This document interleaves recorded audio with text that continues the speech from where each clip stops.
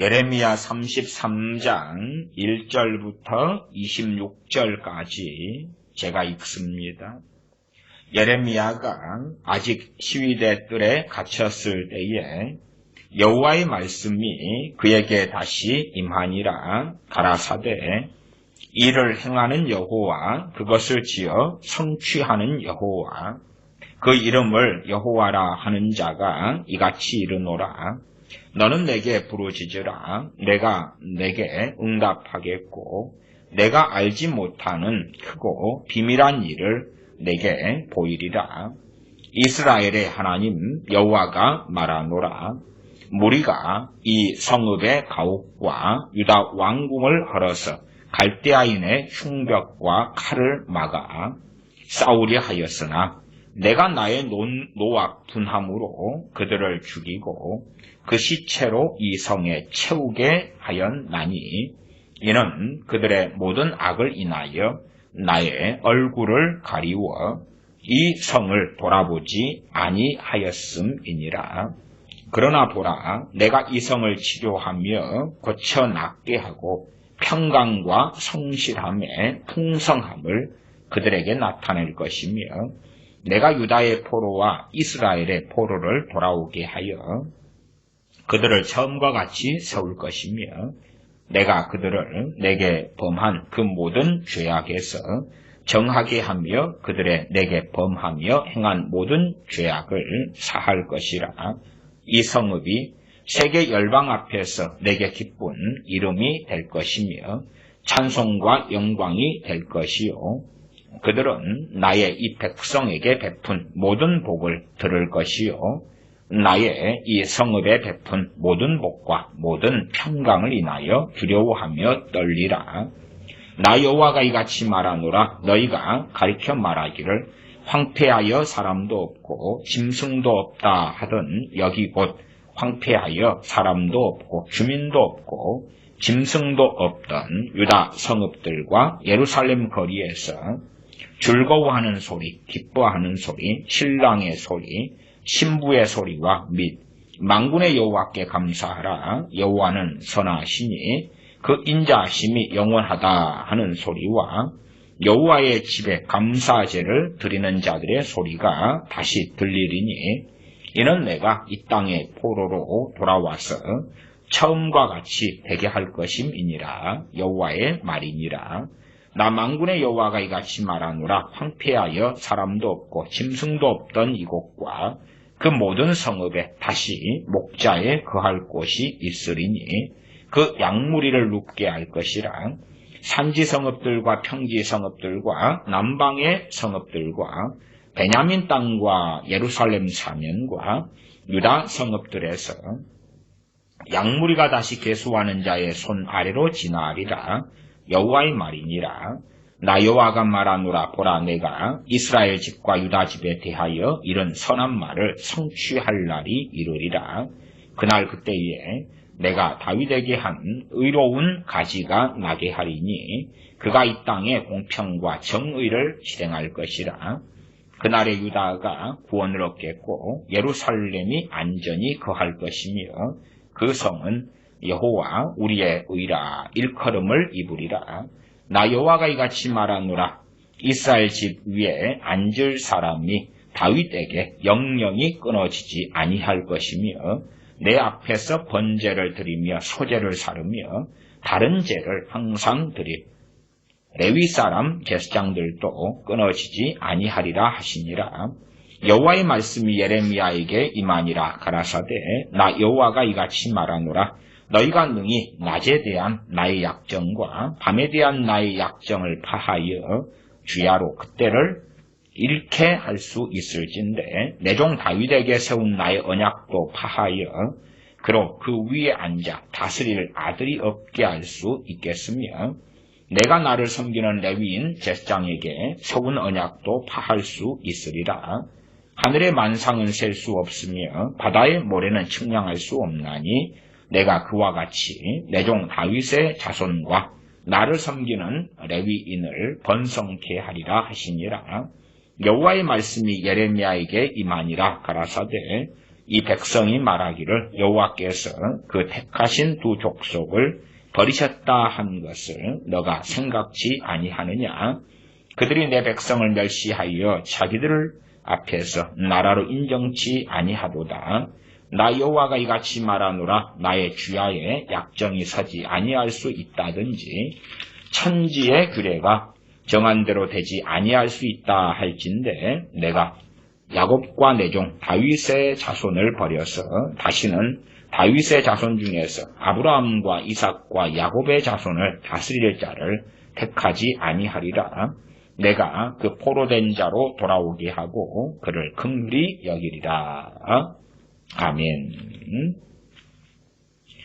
예레미야 33장의 말씀.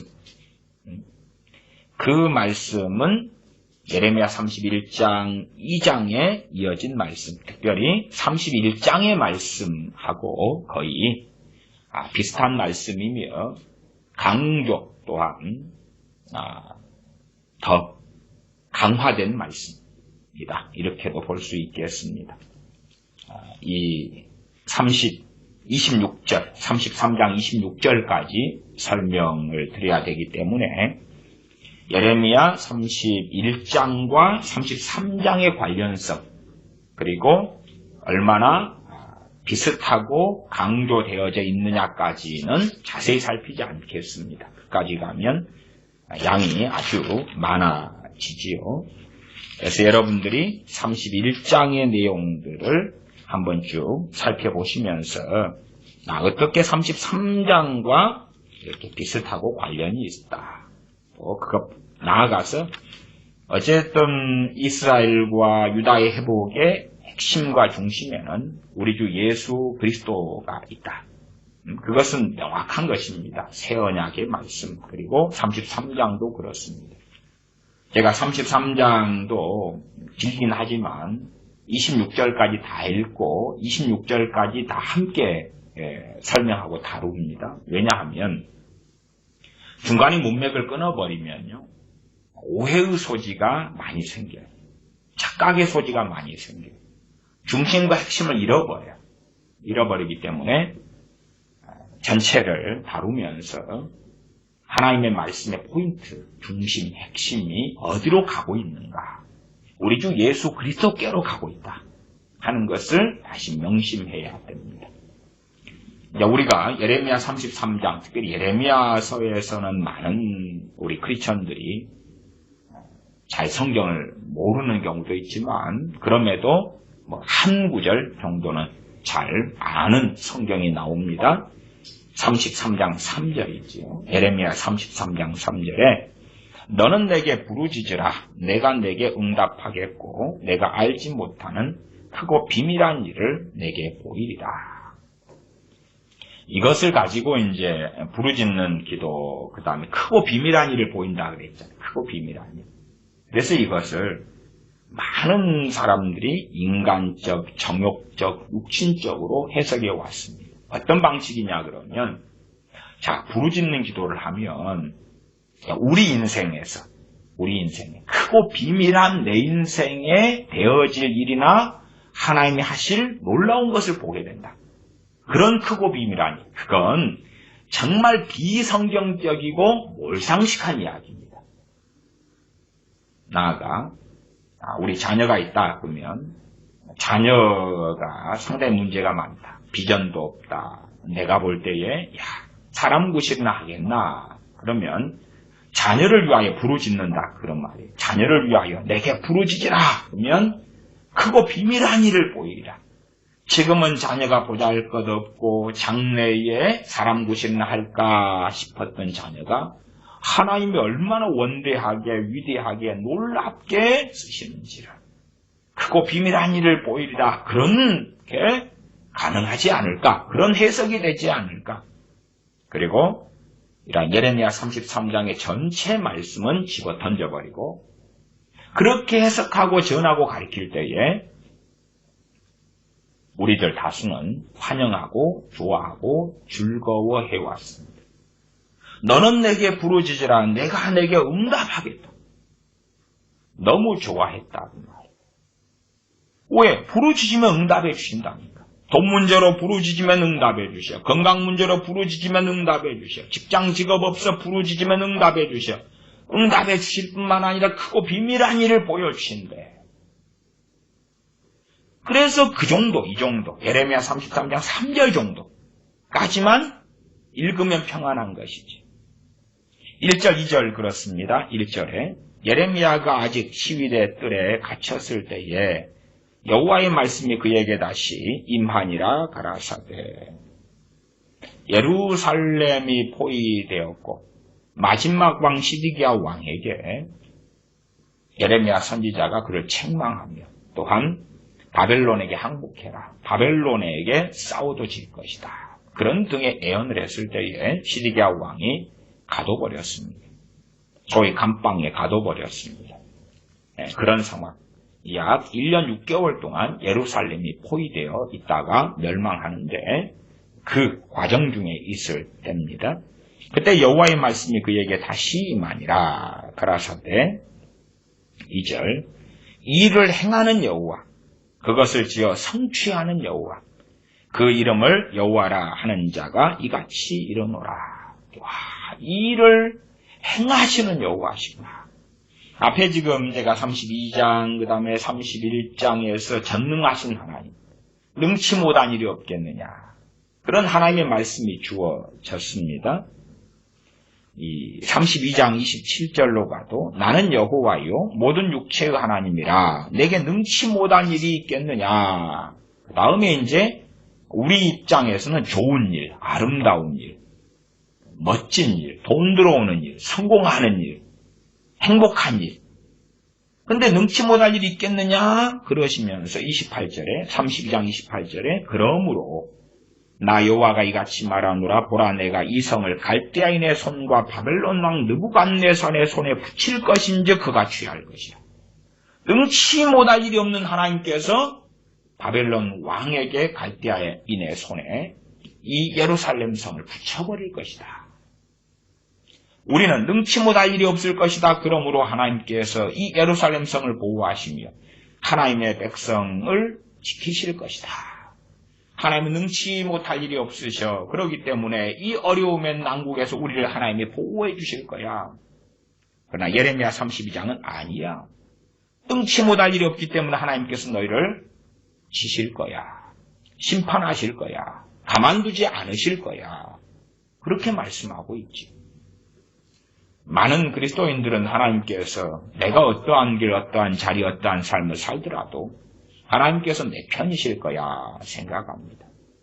그래서 평상시 평안할 때는 하나님을 찾지도 않고 구하지도 않던 사람들이 환난, 고통, 고난을 당해서 자신의 언제든지 하나님은 자기 편일 줄 알고 그때 기도하는 것이죠. 오 하나님, 하나님은 전능하시지 않습니까? 오 하나님, 하나님 모든 돈의 주관자, 모든 것의 소유자가 하나님이시지 않습니까? 빚 문제가 터졌습니다. 건강 문제가 터졌습니다. 하나님 빨리 해결해 주십시오. 하나님은 언제까지나 나를 기뻐하시고 언제까지나 나를 즐거워하시고 언제까지나 나를 사랑하시고 언제까지나 나를 돌보시기 원하시지 않습니까? 그런 하나님이 나의 전능하신 하나님 당신이시지 않습니까? 그런 사람들도 많습니다. 내가 하나님 편에 서 있어야지 하나님은 내 편인 것입니다. 내가 하나님의 반대편에 서 있는데 하나님은 어떻게 내 편이 됩니까? 남유다나 북왕국 이스라엘이 겪었던 것이 그들이 하나님의 반대편에 서고 대적자의 편에 서 있는데 또한 그 자리에 있는데 전능하신 하나님 이야기 나올 때에 기대감이 상당히 있었겠지요. 그러나 정반대의 일이 벌어집니다. 33장 2절을 보고 있습니다. 이를 행하는 여호와, 그것을 지어 성취하는 여호와, 그 이름을 여호와라 하는 자가 이같이 이르노라.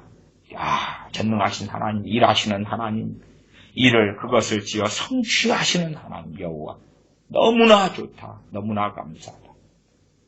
그리고 3절, 너는 내게 부르짖으라. 내가 내게 응답하겠고 내가 알지 못하는 크고 비밀한 일을 내게 보이리라. 우와, 너무 좋다. 그래서 이 3절까지만 이제 보고 끝내는 것입니다. 그러나 첫째, 너는 내게 부르짖으라. 예레미야 선지자, 일단은 첫째 대상은 예레미야 선지자입니다. 그냥 바로 우리 그렇게 건너뛰면 위험할 때가 많아요. 당연히 이 말씀이 우리에게 해당됩니다. 그러나 기본적으로 예레미야 선지자가 그때 말씀을 받았던 사람이고 예레미야 선지자에게 개인적으로 하나님 하신 말씀이에요. 일단 거기에서 출발해야 됩니다. 당연하게 이 말씀은 우리에게 하신 말씀이 돼요. 그러나 징검다리를 거쳐야 됩니다. 항상 제가 성경 해석에서 말씀을 드려왔던 것입니다. 예레미야 선지자에게 하나님께서 너는 내게 부르짖으라 그런 것입니다. 그러면 응답하겠다는 것입니다. 그런데 예레미야 선지자는 어떤 사람입니까? 하나님을 기쁘시게 하는 사람, 하나님과 동행하는 사람, 함께하는 사람, 하나님을 위하여 사는 사람, 하나님을 경외하는 사람. 대상이 그렇다는 걸 아셔야 돼요. 내가 육적으로 정욕적으로 마음대로 살면서 아멘 33장 3절 너는 내게 부르짖으라. 내게 부르짖으라고 말씀하시는군요. 그럼 응답하시겠다고요? 예, 아멘. 아멘. 감사합니다. 부르짖을게요. 응답하세요. 당연히 예레미야 선지자 영성까지는 그 누가 얼마나 이르르겠습니까? 그의 신앙, 그의 하나님을 경외함에 이르는 사람은 현 시대에는 거의 없을 것입니다. 그러나 그럼에도 최소한 하나님 편에 선 사람, 하나님과 함께하는 사람, 하나님을 먹든지 마시든지 무엇을 하든지 하나님을 영화롭게 하기 위하여 하나님께 영광을 돌리기 위하여 사는 사람들. 그 정도 되면, 그렇지요? 그 정도 되면 너는 내게 부르짖으라. 예, 그러겠습니다. 지금 하나님 편에 서가지고 하나님을 위하여 살고 있다 그 말이에요. A라는 어떤 사람이 그때에 예레미야 33장 3절의 말씀을 만날 때에 아멘 하고 레마로 받을 수 있다 그 말이에요. 그러나 자기 정욕적, 육적으로 마음대로 살아오다가 사건, 사고, 문제들이 가득히 터지고 그러면서 이제 하나님 부르짖으라 하시는군요. 부르짖는 기도. 그러면 응답하시겠다고요? 아멘, 좋습니다. 문제가 터졌어요. 가정생활 잘못해가지고 가정이 파탄이 났어요. 부르짖으면 다시 원점으로 돌려주신다고요? 가정 회복시켜주신다고요? 회복시켜주세요. 회복시켜주세요. 회복시켜주세요. 하나님과 그 사람은 무슨 상관이 있는가? 건강을 자기의 영광을 위해 사용하다 건강을 잃었어요. 물론 하나님은 치유하시는 하나님은 맞습니다. 그러나 치유라는 것이 그렇게 간단한 것이 아닙니다. 나아가 병들어서 하나님 고쳐주세요 한다 해서 치유가 오는 게 아닙니다. 그렇게 되었다면 사도들이 병 고치는 권능과 능력을 받아서 병을 고쳐줄 필요가 없었겠지요. 왜? 유대인들은 다 하나님의 백성 선민이기 때문에 병들고 안진뱅이도 고쳐주세요 하나님 그럼 고쳐졌을 거 아니에요? 그게 아니었죠. 신약에 와서도 야고보서 5장에 보면 병든 자들은 교회의 장로들을 청하고 그리고 기름을 바르고 위하여 기도하고 믿음의 기도는 병든 자를 일으키고 또한 그 가운데서 서로 죄를 고하며 등등의 많은 말씀들이 존재하죠. 고린도전서로 가면 병 고치는 은사 이야기가 나오기도 합니다. 그렇기 때문에 우리가 단순히 병들어서 하나님 고쳐주세요 해가지고 고침받기보다도 병원을 이용하고 약을 쓰는 것이 훨씬 더 빠른 길이 되는 것이 대부분이에요. 대부분. 어리석은 사람, 이상한 어리석은 사람들이 있으면 그 사람들은 이단 사이비가 되기 쉽습니다. 교통사고 나서 다리가 부러졌는데 기도해서 고치렵니까? 아니면 병원에 가렵니까? 병원에 가는 것이 맞는 것이지. 병원에 가는 것이. 바보 아니면 병원에 가는 게 맞는 것이지. 무슨 이상하게 되어져서 하나님께 교통사고 다리 부러졌는데 하나님께 부르짖고 있다가 썩어서 다리 잘라내야 되는 것이. 참 기본적인 지식도 지혜도 없는 사람들이 많아요. 진단을 했더니 암이 이제 발견돼서 초기예요. 그럼 뭐 해야 됩니까? 치료를 받아야지 병원에 가서. 물론 하나님의 도움도 받고 기도도 하시라고 말이에요. 치유 기도도 받고. 나 병원의 치료를 받으면서 해야지. 그런데 이제 말기가 돼가지고 병원의 치유가 무용이 되고 병원에서도 아닙니다. 우리는 더 이상 못합니다. 이제 돌아가실 준비나 하십시오. 먹고 싶은 거 잡수시고 가족과 함께 행복한 시간 보내시고 뭐 그렇게 되면 하나님께 의지할 것밖에 없는 거예요. 뭐 하나님께 의지하고 엎드려야 되는 것입니다. 물론 그것도 야고보서 5장 등의 성경에 하나님께서 말씀하신 그러한 방법을 사용해야지. 그러지 막무가내로 그냥 혼자 어디 독방에 들어가거나 혼자 기도실에 들어가서 살려달라고 막 부르짖는다. 그런 경우에 100에 1명 고쳐지는 가능성도 희박합니다. 100에 99는 거기에서 끝나는 것이. 그러나 많은 사람들은 100에 하나 혹은 1000에 하나 있는 사건에 대한 간증을 들은 다음에 어떤 환상에 잡힙니다. 그게 더 위험한 것이. 간증은요, 보편적인 것을 간증해야 돼요. 특별한 것의 간증은 굉장히 위험해요. 어떤 A라는 사람이 하나님께 돈 달라고 했다. 그 다음에 갑자기 20억이 생기더라. 그러면 그것은 특별한 것입니까? 보편적인 것입니까? 특별한 거지요. 그런 것은 안 해야 되는 것이. 그런 걸 해버리면 그런 일이 인생사에서 혹은 우리나라 기독교인 1000만 명이다 할 때에 1000만 명의 신앙생활에서 도대체 몇 명이나 벌어지는 일이겠습니까? 일어나도 예외적으로 몇 명이겠죠. 그런 것을 보편적으로 일어날 수 있는 일이라고 성경을 갖다 뜯어붙이고 바꾸고 변개시키고 자의적 해석하고 그런 것은 미혹이라는 것입니다. 미혹. 그러면 이제 33장 3절에 너는 내게 부르짖으라 내가 내게 응답하겠고 우리가 하나님 앞에 바르게 안 살아왔을 수 있어요. 그렇지요? 그 다음에 우리의 실제적 삶에서 아주 긴급한 일이 벌어졌을 수 있어요. 그러나 하나님 앞에 부르짖는 가장 첫 번째 것은 회개가 되어져야 되죠. 그리고 회개도 사실은 많이 어려워요. 회개가 어떻게 쉽습니까? 회개는 어렵습니다. 더군다나 회개가 정말 어려운 것 중에 하나가 회개케 하는 심령을 성령님이 부어주셔야지만이 정말 깊은 회개가 일어나는데 그러한 일이 드물거든요. 성령님께서 회개하는 심령을 부어주시는 사람들이 적거든요. 우리는 그냥 교회 교인 200명이면 성령님께서 200명 모두에게 회개하는 심령을 부어주시고 그건 성령님이 부어주실 수 있는 거잖아요. 대한민국의 1000만 기독교인에게 한밤중에 다 자고 있을 때 회개케 하는 심령을 다 부어주시면 회개가 터지고 자다가 울고 통곡하고 가슴을 치고 그런 가운데 성령 충만도 받고 은혜도 받고 성령님은 안 그러시더라고 안 그러시더라고. 그것이 어떻게 간단한 일입니까?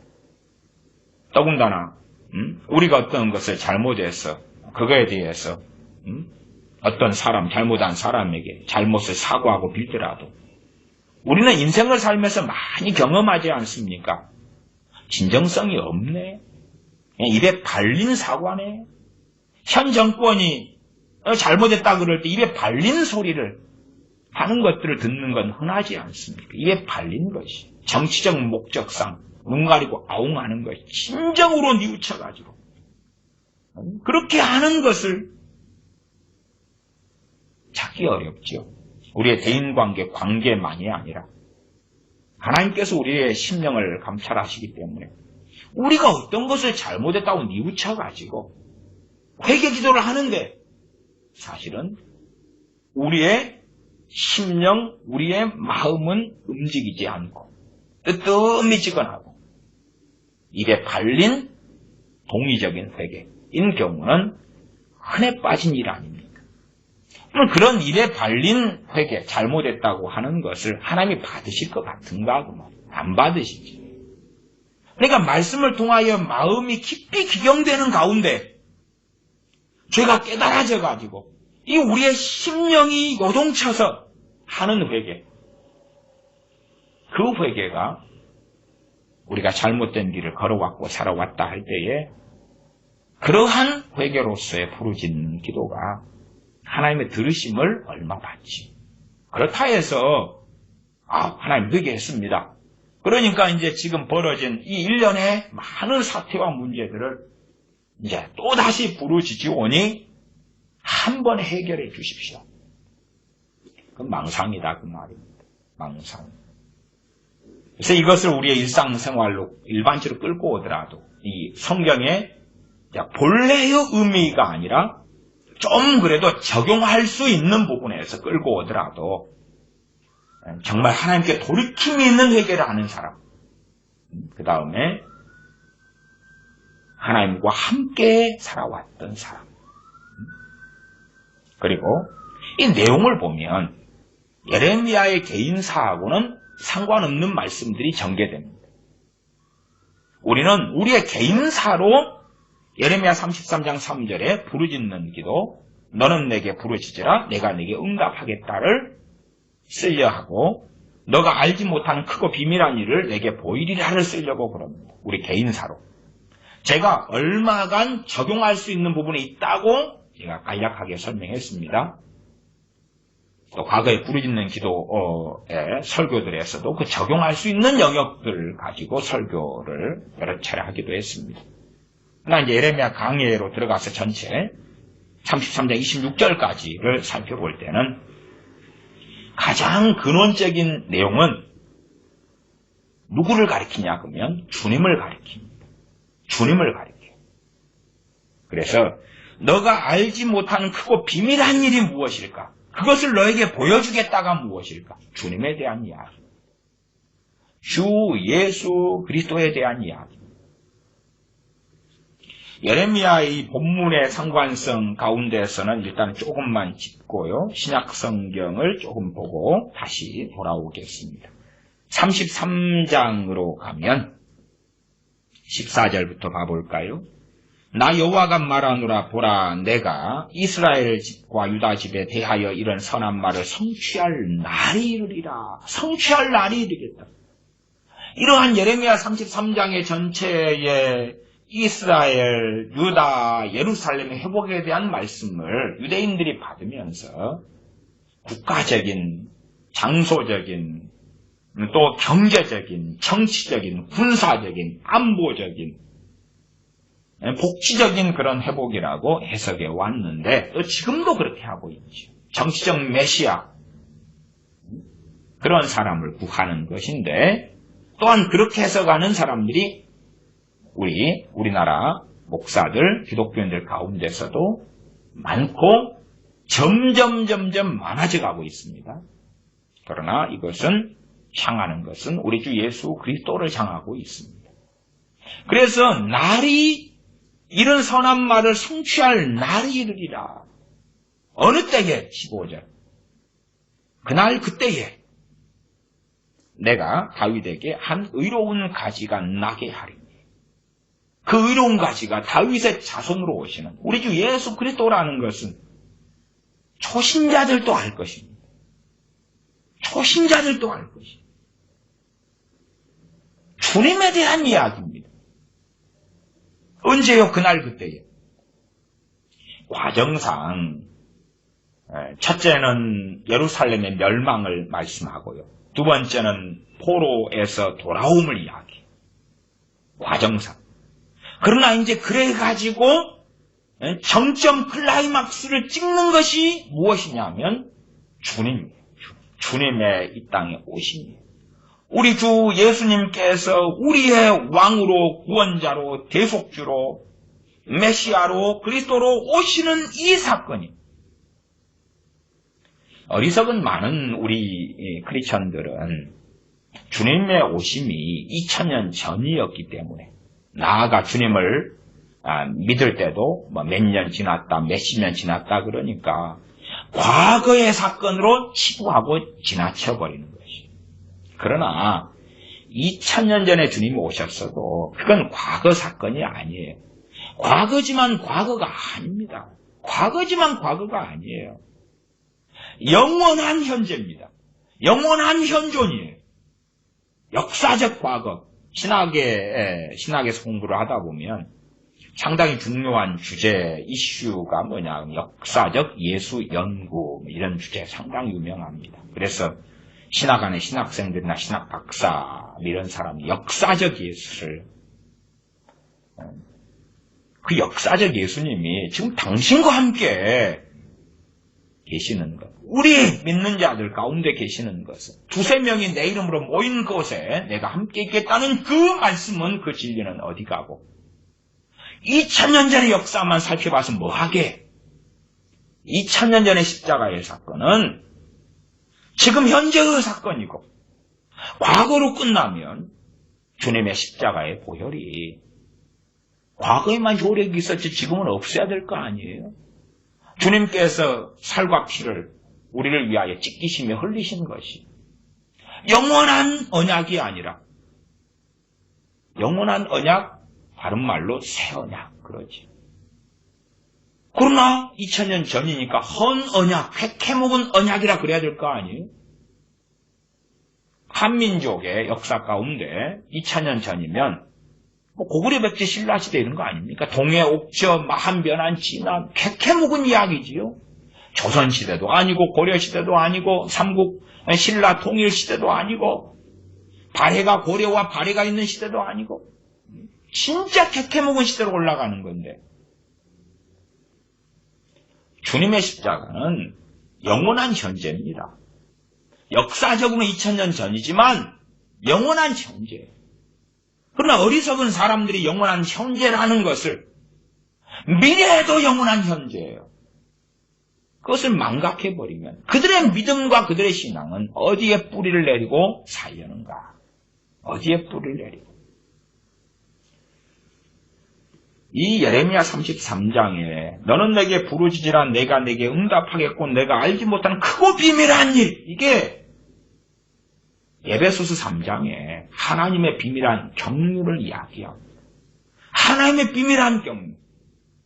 그것은 조금 있다가 좀 살펴보겠습니다. 너가 알지 못하는 크고 비밀한 일이 하나님의 비밀한 경륜, 주님께서 오신 것. 주 예수 그리스도의 복음을 통하여 이방인까지도 이제 믿음으로 하나님의 은혜로 하나님의 자녀 삼으시는 그 놀라운 크고 비밀한 일, 그렇게 펼쳐져 가는 드라마보다 더 드라마 같은 그 사건이지요. 33장 15절에 그날 그때엔 내가 다윗에게 한 의로운 가지가 나게 하리니 그가 이 땅에 공평과 정의를 실행할 것이라. 마지막 날에 내가 한 그 말이 너희를 심판하리라. 공평과 정의가 또한 실행하러 오셨고 행하셨고 계속하여 실행되어지고 마지막 때에 또한 완전히 이루실 것입니다. 그러나 사람들은, 당시 유대인들은 어떻게 생각했냐 그러면, 우리는 하나님 백성으로 살아가는데 공평과 정의에서 문제를 일으키는 족속들이 저 로마인들이다. 저 로마인들이 하나님의 백성인 우리를 노예로 삼았고 식민지로 삼았고 그랬다. 그렇기 때문에 참된 메시아가 오시면 저 로마인들부터 처리를 해 주실 거다. 때론 헤롯 왕도 처리해 주실 거고 외세에 침략하는 주변 나라들도 정리해 주실 거고, 그래서 그런 사람들이 해석했던 이 땅의 공평과 정의를 실행할 것이라 하고, 그러나 우리는 알아요. 주님께서 이 땅에 오셔서 공평과 정의를 실행한 것이 무엇입니까? 산상수훈이고 가장 놀라운 공평과 정의는 무엇입니까? 주님의 십자가였습니다. 우리가 받을 형벌, 우리가 지불해야 될 값을, 하나님의 정의가 십자가입니다. 하나님의 사랑이 십자가며 정의가 십자가예요. 심판받아야 되니까 대신 받으신 것이 공평과 정의입니다. 이게 클라이막스예요. 그러나 사람들은 내가 예를 들어서 흑인 노예다, 엉클 톰의 오두막집인가요? 뭐 그런 과거의 흑인 이러한 소설도 있고 그랬지요. 그런 것처럼 흑인 노예다. 그러면 공평과 정의는 우리를 핍박하는 백인들 하나님이 처리해 주시고 우리가 누리지 못했던 것을 다 회복되게 하고 우리도 자유민이 돼가지고 그래서 땅을 가지고 일을 가지고 존중을 받고 과거에 신대륙 아메리카의 노예 시대로 한다면 그랬을 거라 그 말이에요. 그러나 우리는 신약 성경에서 어떻게 성취되었는지를 알잖아요. 나아가서 우리에게 천하 만민에게 복음을 증거하라고 말씀하시고 또한 주님께서 가르쳐 분부한 모든 것을 행하여 지키게 하라고 아버지와 아들과 성령의 이름으로 세례를 주고 제자를 삼으라고 명령하시지. 그것이 진정으로 공평과 정의를 이 땅에 주님의 이름으로 행하는 것입니다. 그리스도의 남은 고난을 채우는 거죠. 그러나 우리는 다르게 생각합니다. 내적 치유, 복지, 나의 상처, 나의 성공, 내가 피해자, 그러면 가해자에 대하여 하나님이 어떻게 하시는 거예요. 그러니까 정말 중요한 것은 보지 못하고 우리가 실제적으로 경험하기에는 너무나 중요한 것으로 경험하나 하나님의 나라에 있어서 영원의 가치와 관념 속에서 정말 중요한 것은 안 보고 못 보더라, 소경되었더라 그렇게 말할 수 있겠지. 우리는 압니다. 주님께서 이 땅에 오셔서 어떠한 방식으로 어떻게 이 땅의 공평과 정의를 실행하셨는지 예를 들어서 10분의 비유를 하시면서 너희에게는 이 비밀을 아는 것이 허락되었으나 저들에게는 허락되지 않았다. 이게 뭐죠? 공평과 정의를 행하시는 거죠. 공평과 정의를 행하시는 거죠. 갈릴리를 주 말씀을 증거하는 중심지로 삼으신 것, 공평과 정의를 행하신 거죠. 가버나움 고라신 베세다에게 심판을 선고하시는 것, 공평과 정의를 행하신 것이죠. 산상수훈을 통해 가르치시는 것, 팔복을 가르치시는 것, 심령이 가난한 자가 복이 있나니 천국이 저희 것입니다. 공평과 정의를 행하시는 것이죠. 우리는 그것을 알잖아요. 왜 이상한 허구 속에 들어갑니까? 다윗에게 한 의로운 가지가 나게 하리니 언제요? 그날 그때에 이것을 예레미야 선지자에게 알게 해주신다는 거예요. 유감스럽게 우리 시대의 우리 크리스천들은 안다고 생각하는 거예요.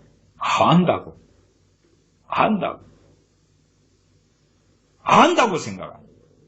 그러니까 냉랭한 사람으로 살다가 마감하는 거예요. 제가 앞에 설교에 히브리서 2장 1절에서 4절 그리고 에베소서 2장 1절부터 8절 9절까지인가요? 또한 요한계시록 2장에 에베소에 주시는 말씀 그렇게 크게 한 세 가지 본문으로 큰 구원, 그 큰 구원, 구원의 은혜, 구원의 기쁨, 날 사랑하신 그 사랑에 대하여 설교를 2시간을 넘게 설교했습니다. 주님을 안다고 생각해. 그 사랑을 안다고 생각해. 그러면 불이 있다 그 말이에요. 불이 있다. 불이 없잖아요. 하나님에 대한 열망도 열정도 없는 거예요. 대한민국의 우파 기독교인이다 그러면 하나님에 대한 열망 열정이 아니라 대한민국을 위한 열망 열정이에요. 대한민국을 지키려고 자유민주주의를 지키려고 자유민주주의는 도대체 언제 생겼나요? 주님께서 이 땅에 오셔서 만들어 주셨나요? 그런 거 아니잖아요. 주님께서 오셔서 왕경제도로 부인하셨나요? 안 하셨죠. 그런 세상 정치 가지고는 안 싸우셨죠. 저는 옳은 건 옳다, 틀린 건 틀리다고 이야기를 해왔습니다. 또한 기독교에는 공산주의자가 되면 안 된다고 말씀드려왔고 대한민국 상황이 위험하다, 나라가 위험하다고도 최근 몇 년 동안은 계속 말해왔습니다. 몇 년 동안. 그래도 본격적으로 말해온 것은 2012년부터는 그래도 많이 말했고, 심지어 좀 과장하면 하루가 멀다 하고 말한 것은 2016년 박근혜 전 대통령 탄핵 사건이 일어날 때는 하루가 멀다 하고 말해왔습니다. 뭐 설교로 녹음된 것은 그나마 적은 것이고 상담하거나 가르치거나 할 때는 뭐 항상 말해왔습니다. 몇 년 동안 심하게 말해왔습니다. 그 가운데 일부가 녹음되어서 녹화되어서 그래서 유튜브에 올라와 있는 것이고요. 어떤 면에서는 제가 대한민국을 지키려는 한 사람의 국민으로서 정치적인 이해관계 속에서 이야기할 때가 있습니다만은 그것은 소수고 하나님의 말씀 진리의 측면에서 말하는 것이 다수입니다. 뭐 대다수라고 말해야 되겠죠. 말씀의 측면에서 하나님에 대한 열망 열정이 있는 것, 하나님에 대한 뜨거움이 있는 것, 그것을 상실하고 이뤘다면 우리가 생각하는 공평과 정의를 이룰 나라는 하나님의 나라가 아니라 주님의 나라, 아버지의 나라가 아니라 세상 나라인 것이죠. 미안한 이야기입니다만 세상 나라에 매였던 사람이 누가 있습니까? 세상 나라에 매였던 사람이 종교개혁자들이 매였습니까? 존 칼빈 같으면은 그는 프랑스 사람, 장 까르뱅 프랑스 사람이 스위스 제네바에서 사역하다가 죽었지 않습니까? 중간에 이민 목회로 한 3년 했을 때는 독일 스트라스부르크에서 했어요.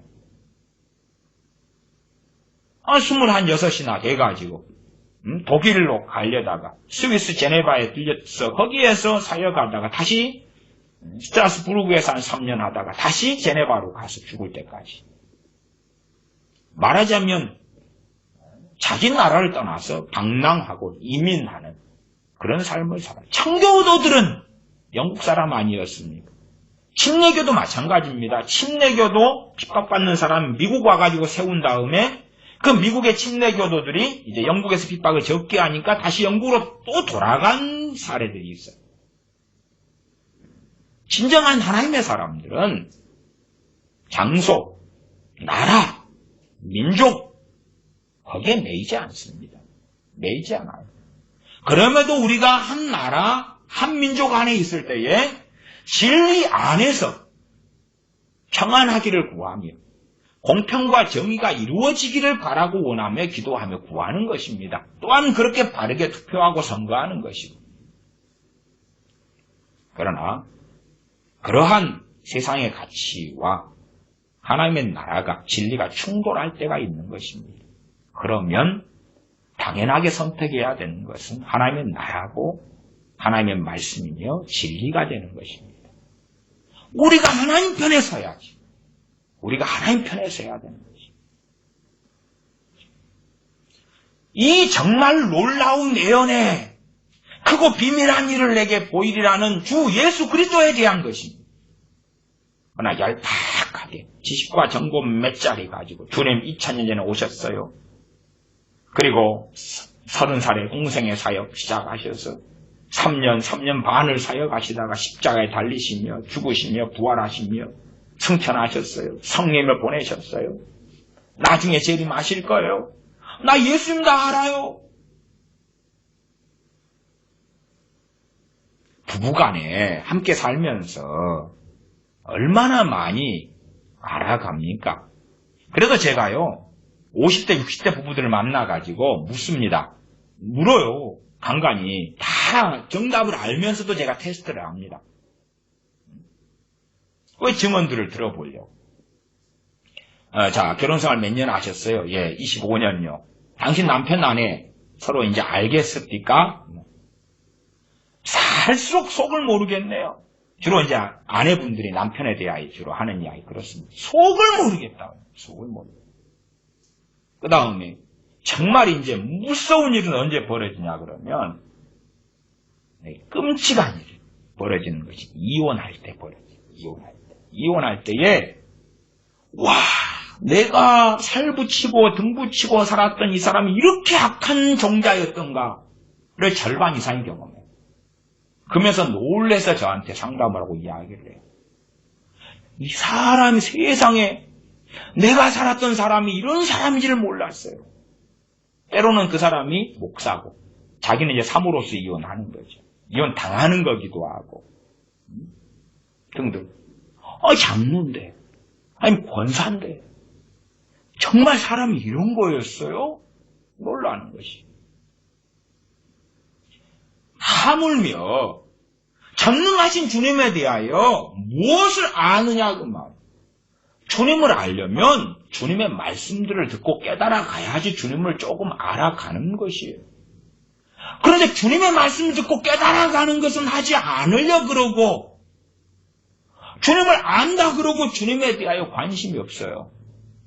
주님을 안다는 거예요. 주님을 안다는데 무엇을 설득하겠는가요? 설득 대부분 안 됩니다.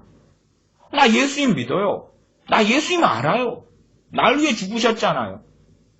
다시 오실 거잖아요. 그럼 뭘 더 알아야 돼요? 당황스럽지요. 그리스도의 장성한 분량에 이르르고 그리스도를 아는 것, 주님을 아는 것이 가장 고상하다. 그리스도를 아는 주님을 아는 지식이 가장 고상하다.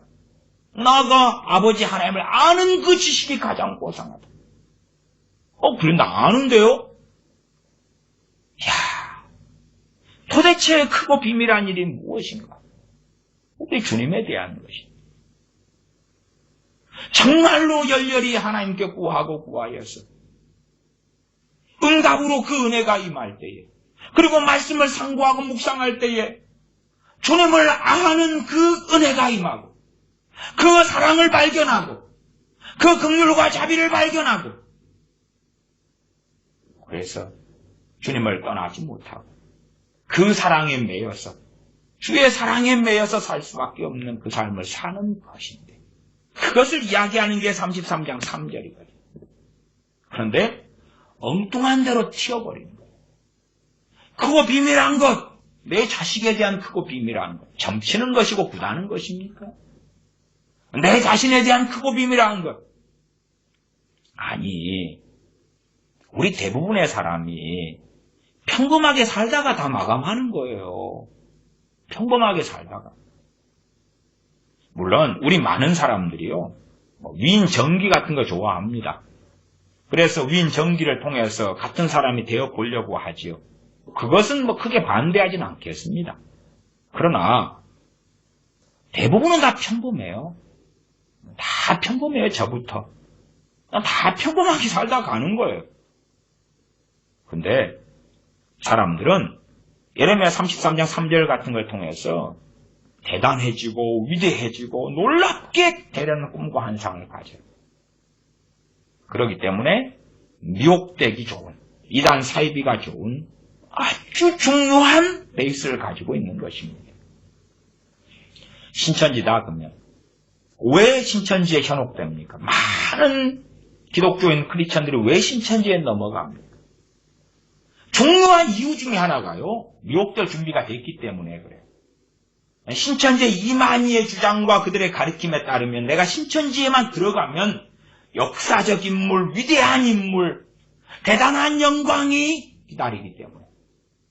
이슬람에 IS 테러하는 자들, 이슬람의 극단론자, 과격론자들이 왜 되고 자살 테러를 왜 합니까? 거기에 들어가면 이슬람의 위대한 전사, 용사, 영광이 주어지는 사람이 되기 때문에 소위 크고 비밀한 일이지.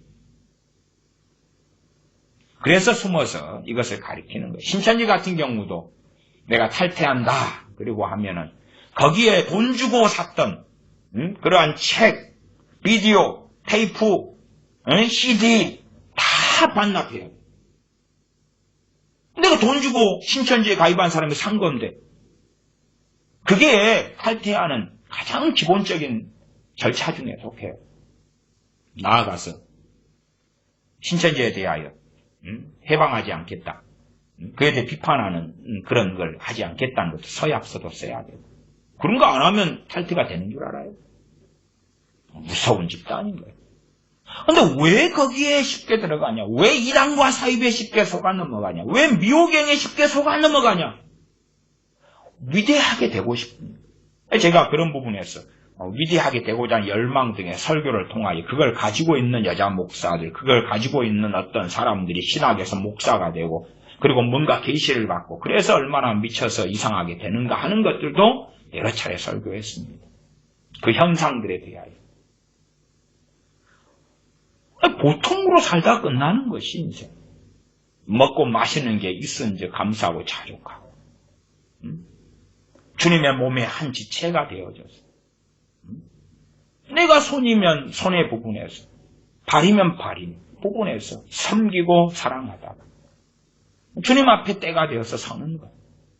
그러한 삶인데 소위 신사도 운동으로 한다면 사도가 되고 선지자가 되고 저기 모 목사 사랑하는 교회 같은 경우는 전에 그 교회가 아주 부흥하고 막 커졌을 때에 사도학교를 열었잖아요. 그 다음 두 번째 선지자학교를 열었어요. 사도학교를 여니까 사도학교에서 공부하면 이제 그 목사는 사도. 그 다음 말이 샥 바뀌어갔습니다마는 다 칭송했죠. 사도시다. 신사도하고 직접적인 커넥션은 없었다. 신사도 유명한 사람들 다 불러다가 집회를 했단 말이에요. 사람들이 사도학교에 볼때처럼 모여들었어요. 그리고 그 사람들이 사도라고 칭송했고 그걸 부인하지 않았어요. 그래놓고 나중에는 신사도 이제 잘못됐다는 설교도 하고 그래서 무죄로 스스로 주장도 하고. 그러나 사도학교를 여니까 사람들이 많이 모이는 거예요. 왜? 저기에서 좀 강경 듣고 배워가지고 뭐가 되고 싶은 거예요? 사도가 되고 싶은 거죠. 선지자 학교를 통하여 거기서 배우고 기도받고 임파테이션 받고 애언은사 받아가지고 뭐가 되고 싶은 거예요? 선지자가 되고 싶은 거죠. 그런 사람이 과정법입니다. 전국에서 구름대와 벌떼처럼 모였다고 말이에요. 그 다음에 이제 죽은 자를 얼마 살렸다는 슈프리자 시토를 부르니까 거기에서 또 벌떼처럼 모여들고 구름대처럼 모여들고 또 하이드 베이커를 부르니까 모여들고 누구를 부르니까 누구 아주 그냥 선지자 중에 선지자다 불러대니까 또 모여들고 기밀고 뭐요? 일확천금을 원하잖아요. 세상에 놀라운 영광을 원한단 말이에요. 크게 쓰임받고 위대한 사람이 되고 그러니까 예레미야 33장 3절하고 코드가 맞고 이단 사이비와 코드가 맞고 미혹의 영과 코드가 맞고 미혹될 준비가 돼 있는 거예요. 밭이 너무 좋은 거라요. 음식물 쓰레기가 가득하면 바퀴벌레가 들끓을 환경이 너무 좋은 거죠. 그것처럼 그래요.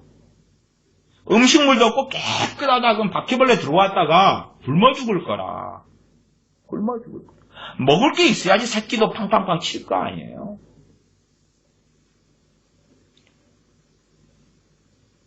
근데 그러한 귀신의 역사, 미혹의 역사, 마귀의 역사, 애가 틈타고 역사할 좋은 무대.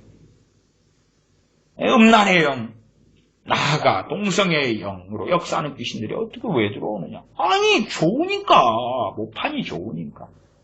이런저런 음란의 뭐에 막 잔뜩 자팡이니까 쉽게 파고 들어올 거 아니에요. 그래서 사람들은 이런 예레미야 33장 3절의 이 말씀이 무엇을 가리키는지는 관심이 없는 거예요. 자기가 듣고 싶은 것만 듣고 보고 싶은 것만 보는 거예요. 크고 비밀한 것이 하나님의 비밀한 경륜인 우리 주 예수 그리스도의 복음, 예수 그리스도와 주님의 복음과 그 복음을 통한 구원의 역사. 그런 것을 가리키면서 그 핵심이 주 예수 그리스도의 나심, 오심인데 그것을 망각하는 것이. 그리고 이기적 자기중심적으로 갖다가 써먹는 것입니다. 33장 16절로 가면 그날에 유다가 구원을 얻겠고 예루살렘이 안전히 거할 것입니다. 무슨 안전입니까? 당연하게 지금 다윗에게 한 의로운 가지는 주님 아닙니까? 이건 어느 멍청이 신학자라도 다 동의하는 것입니다. 그러면 그때에 예루살렘이 안전히 거할 것이며 주님이 땅에 오신 다음에 AD 70년에 멸망했고 무너졌습니다. 무슨 안전입니까? 무슨 예루살렘입니까? 진정한 예루살렘이 주님을 영접하고 믿은 그 사람들이 예루살렘이었거든요. 그 사람들이 성령님의 거하시는 성전이 누굽니까 도대체? 그래서 어떨 때 예루살렘은 장소 지명을 이야기할 때도 있지만 중의적으로 사람을 지칭할 때가 많은 것입니다. 하나님의 백성, 하나님의 사람. 주님께서 이 땅에 오실 때 유다가 구원을 얻겠다. 그러면 유다인들이 100% 다 구원 얻었습니까? 그렇지 않지요. 아버지께서 부르시는 사람들. 또한 주님을 영접하고 믿고 참는 사람들. 주님께서 구하라 그러면 얻을 것이요. 찾으라 그러면 찾을 것이요. 문을 두드리라 그러면 열릴 것이다. 기도에 대한 보편적인 말씀으로 보이죠. 저도 동의합니다. 그리고 기도에 대한 설교를 할 때 그러한 본문으로 설교합니다. 그러나 가장 중요한 구하라, 찾으라, 문을 두드리라가 누구에 대한 것으로 알아야 됩니까? 주님에 대한 것이, 진리에 대한 것이. 주님께서 이 땅에 오셨는데 유대인들이 소경되어서 메시아를 메시아로 알아보지 못하잖아요. 자기 땅에 오며 자기 백성 영접지 아니하였더니. 그게 요한복음 1장입니다. 도대체 주님을 알아보지 못하는 소경들이 무엇을 구하고 주님의 산상순을 들을 때 무엇을 구하고 무엇을 찾고 무슨 문을 두드릴까요? 그러나 우리는 주님에 대한 뜨거운 불도 없고 열정도 없고 그 사랑에 대한 반응도 없고 처음 사랑도 까먹고 잊어버렸으면서 우리가 구하고 찾고 문을 두드리는 것은 평안이요, 건강이요, 복지요, 돈이요, 성공이요, 자녀가 잘 되는 것이요. 물론 우리가 좀 좋게 이야기해서 자녀들의 구원, 가족 구원, 자녀 구원, 가족 구원. 그러면 제가 묻는 거죠. 당신은 주님에 대한 불을 가지고 있나요? 그건 없는데요. 식었는데요, 냉랭한데요. 아니, 주님에 대한 불을 가지고 있어서 성령 인도하심을 따라서 가족 구원을 하려면 당신이 하나님께 쓰임받아서 진리로 행하고 진리로 말하고 그렇게 해서 구원의 통로가 당신이 될 수 있도록 돼야 되는 게 맞지 않나요? 당신이 빛이고 소금이면 당신 가족 구원을 원하면 당신이 그 가족 안에서 성령 충만한 사람, 주님과 동행하는 사람, 빛과 소금인 사람, 그래가지고 주님께 쓰임 받으면서 가족 구원을 놓고 기도하면 주님께서 최소한 어느 정도는 인정해 주실 것 아니겠는가 그 말이에요. 자신은 주님에 대한 냉랭하고 그러나 자식들이 천국에 가야 된다는 건 알고 심지어는 자식 구원을 놓고 기도하는 사람들과 이렇게 상담하고 대화를 좀 해보면 또 뱃속 안에는 상당히 다른 걸 깔고 있는 경우들을 많이 봤어요.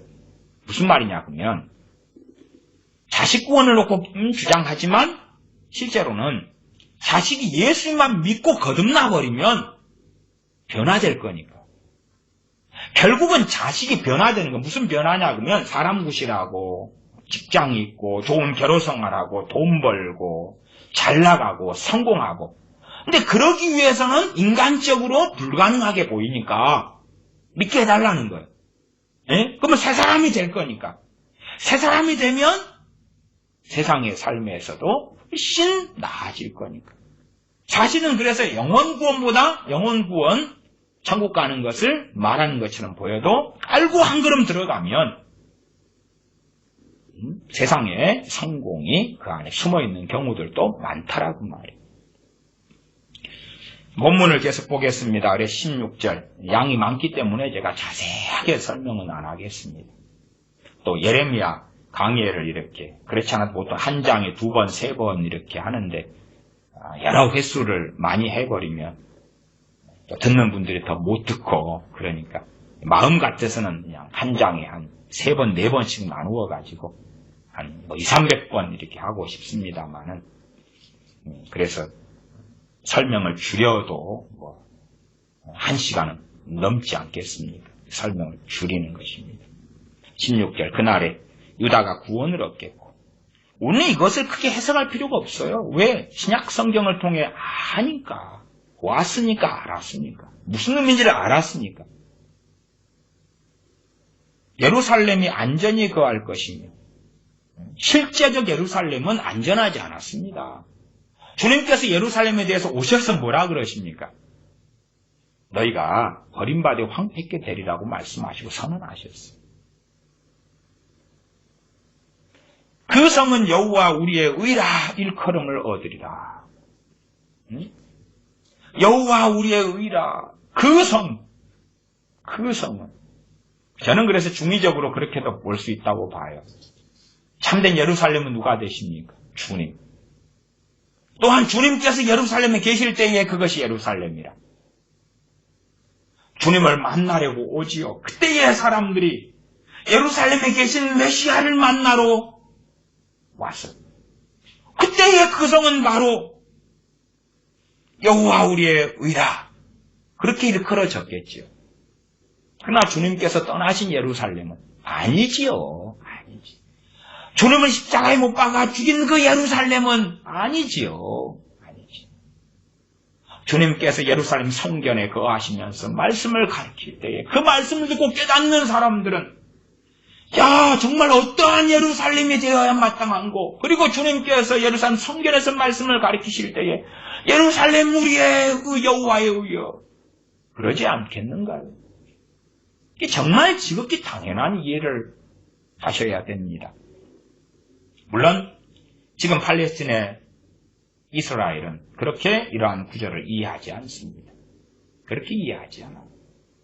어리석지요. 어떤 어리석음입니까? 우리들도 동일한 어리석음을 굉장히 많이 가지고 있어요. 구약의 이스라엘이 선민이었다. 하나님을 등지고 떠났다. 그래도 선민이라는 이름과 타이틀이 있기 때문에 하나님은 무조건 함께 하시며 구원하시며 붙잡아 주셔야 된다. 그런 것처럼 하나님의 약속은 명백하니까 예루살렘이 개망나의 짓을 하고 우상을 거기에 세우고 미치광이 짓을 해도 이것이 그대로 돼야 된다는 거예요. 안전해야 되고 여호와의 의가 돼야 된다. 마귀를 따르고 바알과 아세라를 따라도 그러면 구약 성경을 통해서 모르느냐. 그러니까 책임 전가를 하나님께 하려는 거예요. 하나님의 약속들을요 일방적 약속으로 만들려는 거예요. 새 언약도 주님과 우리의 언약이에요. 일방적 언약 아닙니다. 아니에요. 우리가 그 언약을 파기하면 파기되는 거지요. 언약이란 건 언약 쌍방 당사자가 있는 것입니다. 구약에서는 짐승을 쪼개서 서로 언약 계약을 맺을 때 그 사이를 왔다 갔다 했습니다. 사람의 언약도 짐승 하나 잡아가지고 그런 일들이 있어 왔어요. 쌍방의 언약이에요. 시내산 언약도 아브라함 언약도. 그러나 사람들은 자꾸만 자신의 책임을 전가하기 위하여 하나님의 말씀에 대하여 일방적 약속이라고 주장하고 싶어 하는 거예요. 그러니까 하나님께서는 무조건 행하셔야 돼요. 그것도 영원히. 그러면 예레미야 선지자에게 이 메시아 주님에 대한 하나님의 약속이 주어진 다음에 주님 오셨을 때가 언제입니까? 이때가 약 587년 정도 됐을 거예요. 586년이 예루살렘 멸망입니다. 586년 4월 9일이에요. 그러면 587년 정도, 7년 정도, 시대들에 갇혔을 때에 이때 이후로 주님이 땅에 오신 것이 그렇게 따지면 그렇게 586년 AD와 BC로 한다면 또한 BC 4년이다 그러면 587년 그렇게 잡으면 583년 아니면 주님의 공생의 사역을 시작하실 때로 한다면 또 연도가 달라지겠죠. 그러니까 거의 한 600년 뒤에 약속하셨으면 바로 즉각 그거 아니잖아요. 하나님의 때란 말이 하나님의 때. 하나님의 때에 하나님께서 이루시는 게 있고 그 가운데 평안을 누릴 것이냐는 각자의 문제지. 각자의. 이 은혜를 퍼부어 주시는 예루살렘에 주시는 평안. 그 평안으로서 주님이 오셨어요. 아버지와 자신의 피를 화해시키려고. 하나님이 하신 일은 다 갖춰졌다 그 말이에요. 자기들이 거기에 안 들겠다는데 어떻게 하겠냐 그 말. 주님께서 비유로 말씀하실 때에 자 유대인의 각 집에 자, 보내라. 혼인잔치에 초청해라. 그래서 어느 집에 갔더니 나 결혼했기 때문에 못 간다. 아니 그 평안을 위하여 그 아들의 혼인잔치를 열었잖아요. 왕명이 떨어졌잖아요. 안 간다는데 나 소를 샀으니까 시험해야 되겠어요. 나 정사해야 되겠어요. 그것이 하나님이 평안 안 준 것입니까? 하나님은 주신 거지. 자기들이 거절한 거지. 근데 자기들이 누리지 못했기 때문에 하나님이 안 주셨다네. 그러면 기가 찰 일이다 그 말입니다. 16절 읽어갑니다. 그날에 유다가 구원을 얻겠고 예루살렘이 안전히 거할 것이며 그 성은 여호와 우리의 의라 일컬음을 얻으리라. 17절 나 여호와가 이같이 말하노라. 이스라엘 집 위에 앉을 사람이 다윗에게 영영이 끊어지지 아니할 것이며 영영이 끊어지지 않는 게 이제 다윗에 이어서 그 다윗의 왕자에 주님이 앉으셨다 그 말. 그리고 주님은 알파 오메가신데 끊어질 리가 없지요. 주님께서 앉으시면서 이제 영원한 왕이신데 당연하게 이 예레미야 33장이 가르치는 방향은 누굽니까? 지시하는 건 가르치는 이는 누굽니까? 우리 주 예수 그리스도시지. 주님께서 영원한 왕이 되십니까? 단지 유대인의 왕만 되십니까? 아니지요. 아니지요. 우리의 왕이시지요. 우리의 영원한 왕이시지요. 우리는 자주 왕을 바꿉니다. 사람의 종이 되기도 하고 내가 주인이 되기도 하고 내 영광을 위해 살기도 하고 어리석은 일입니다. 지푸라기 같은 일입니다. 18절 내 앞에서 번제를 드리며 소제를 사르며 다른 제를 항상 드려 레위 사람 제사장들도 끊어지지 아니하리라 하시니라. 이런 18절을 보면서 이제 우리가 메시아의 나심을 생각하고 신약을 볼 때에 이것이 그냥 구약에 되어져 왔던 제사가 아니잖아요. 산제사잖아요. 너희 애들을 영적 예배니라잖아요.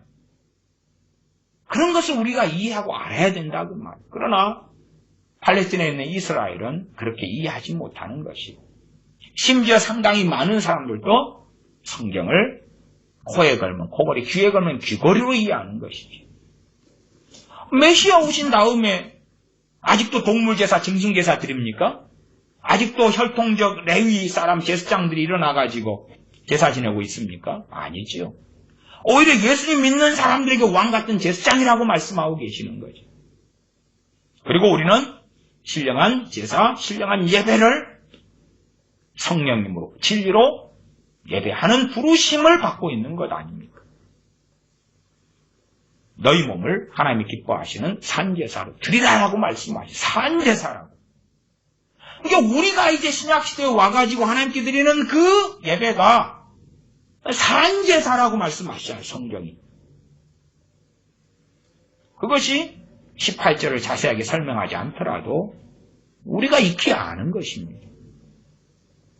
나아가 19절부터 보면 여호와의 말씀 예레미야에게 임하니라 가라사대 나 여호와가 이같이 말하노라. 그리고 이제 31장 이렇게 해서 반복되는 그런 것.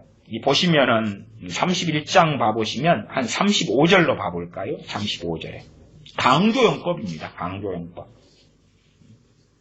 하나님께서 메시아를 보내시겠다는 크고 비밀한 일에 대하여 확고불변하다 그 말. 그건 사람이 변개시킬 수 없는 것이다. 하나님의 때에 반드시 구원자를 보내겠다는 것입니다. 너희의 왕을 보내겠다는 것입니다. 메시아를 통하여 회복시키겠다는 것입니다. 구원하시겠다는 이야기입니다. 31장 35절로 가면 나 여호와는 해를 낮에 빛으로 주었고 달과 별들을 밤의 빛으로 규정하였고 그러시면서 36절 이 규정이 내 앞에서 폐할진데 안 폐해진다 그 말이죠. 이런 강조용법으로 쭉 말씀하시는 거예요. 그런 것이 이제 다시 20절부터 이야기예요. 마지막 26절까지. 그러니까 20절부터 26절까지는 크게 많이 설명할 필요가 없는 구절로 제가 크게 설명하지는 않겠습니다. 앞에서 설명했던 것이니까 읽고는 넘어갑니다.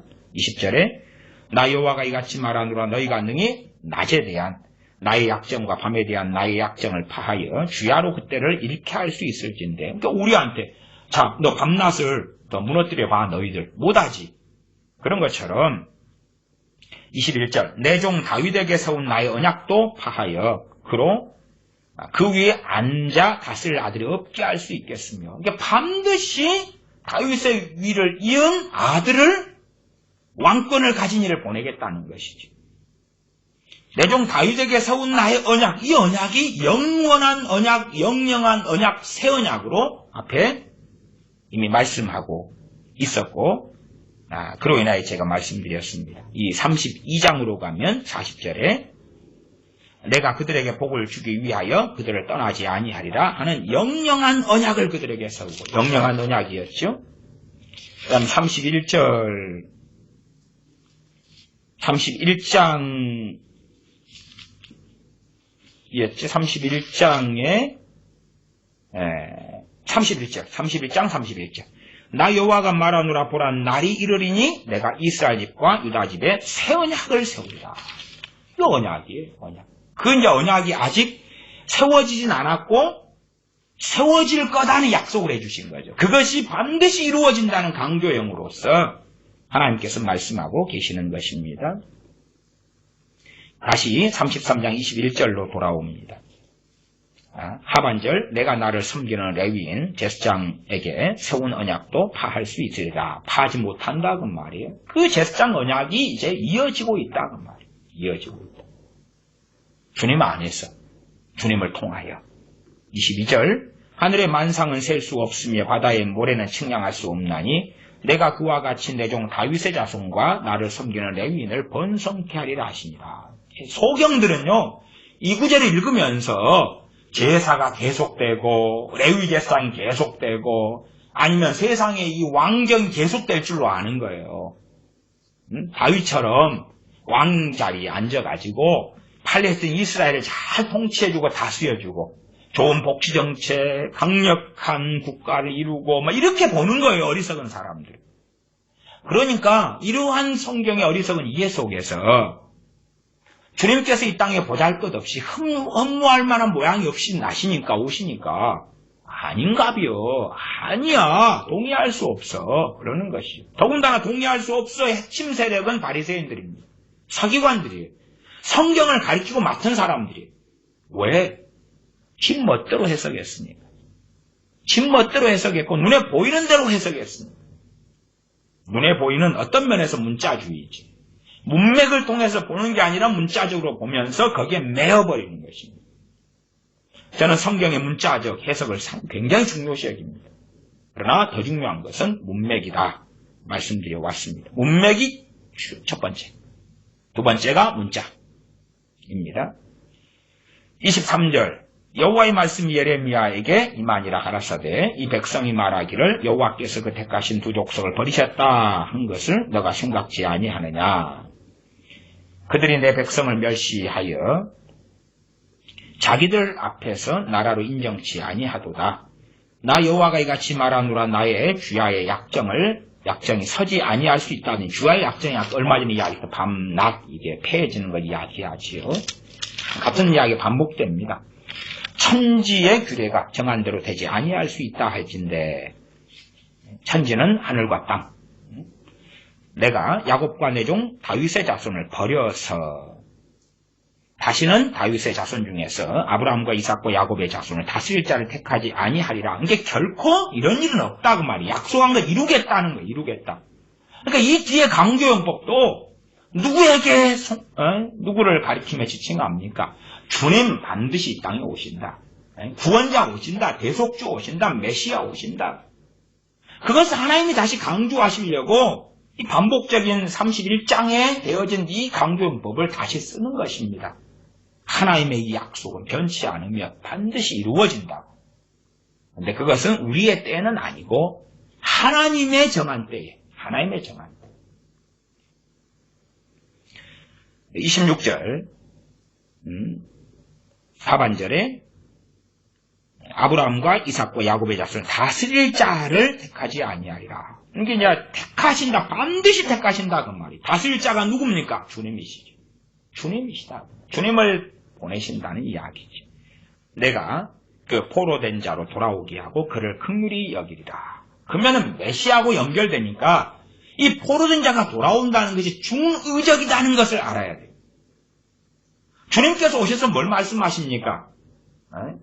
잡힌 자, 포로된 자, 갇힌 자, 포로된 자를 자유케 하셨다고.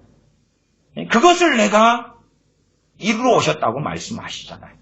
그래서 이 포로된 자, 그 자들을 돌아오게 하고 긍휼히 여기신다는 것이 가장 기본적으로 이스라엘이 실제적으로 경험했던 것은 BC 539년에 고레스 왕을 통한, 고레스 칙령을 통한 포로 귀환인데, 그러나 그걸로서 진실로 포로된 자가 돌아온 건 아니다 그 말. 죄로 포로된 자, 마귀에게 하나님께 버림받은 자들이 돌아오는 메시아의 이 땅에 오심과 주님의 십자가를 이야기하는 것이다 그 말. 그래서 이 포로된 자가 돌아온다는 것이 중의적, 두 가지 의미를 같이 겹쳐가지고 혹은 더 여러 가지를 겹쳐가지고 쓰는 방식을 중의적이라고 그래요.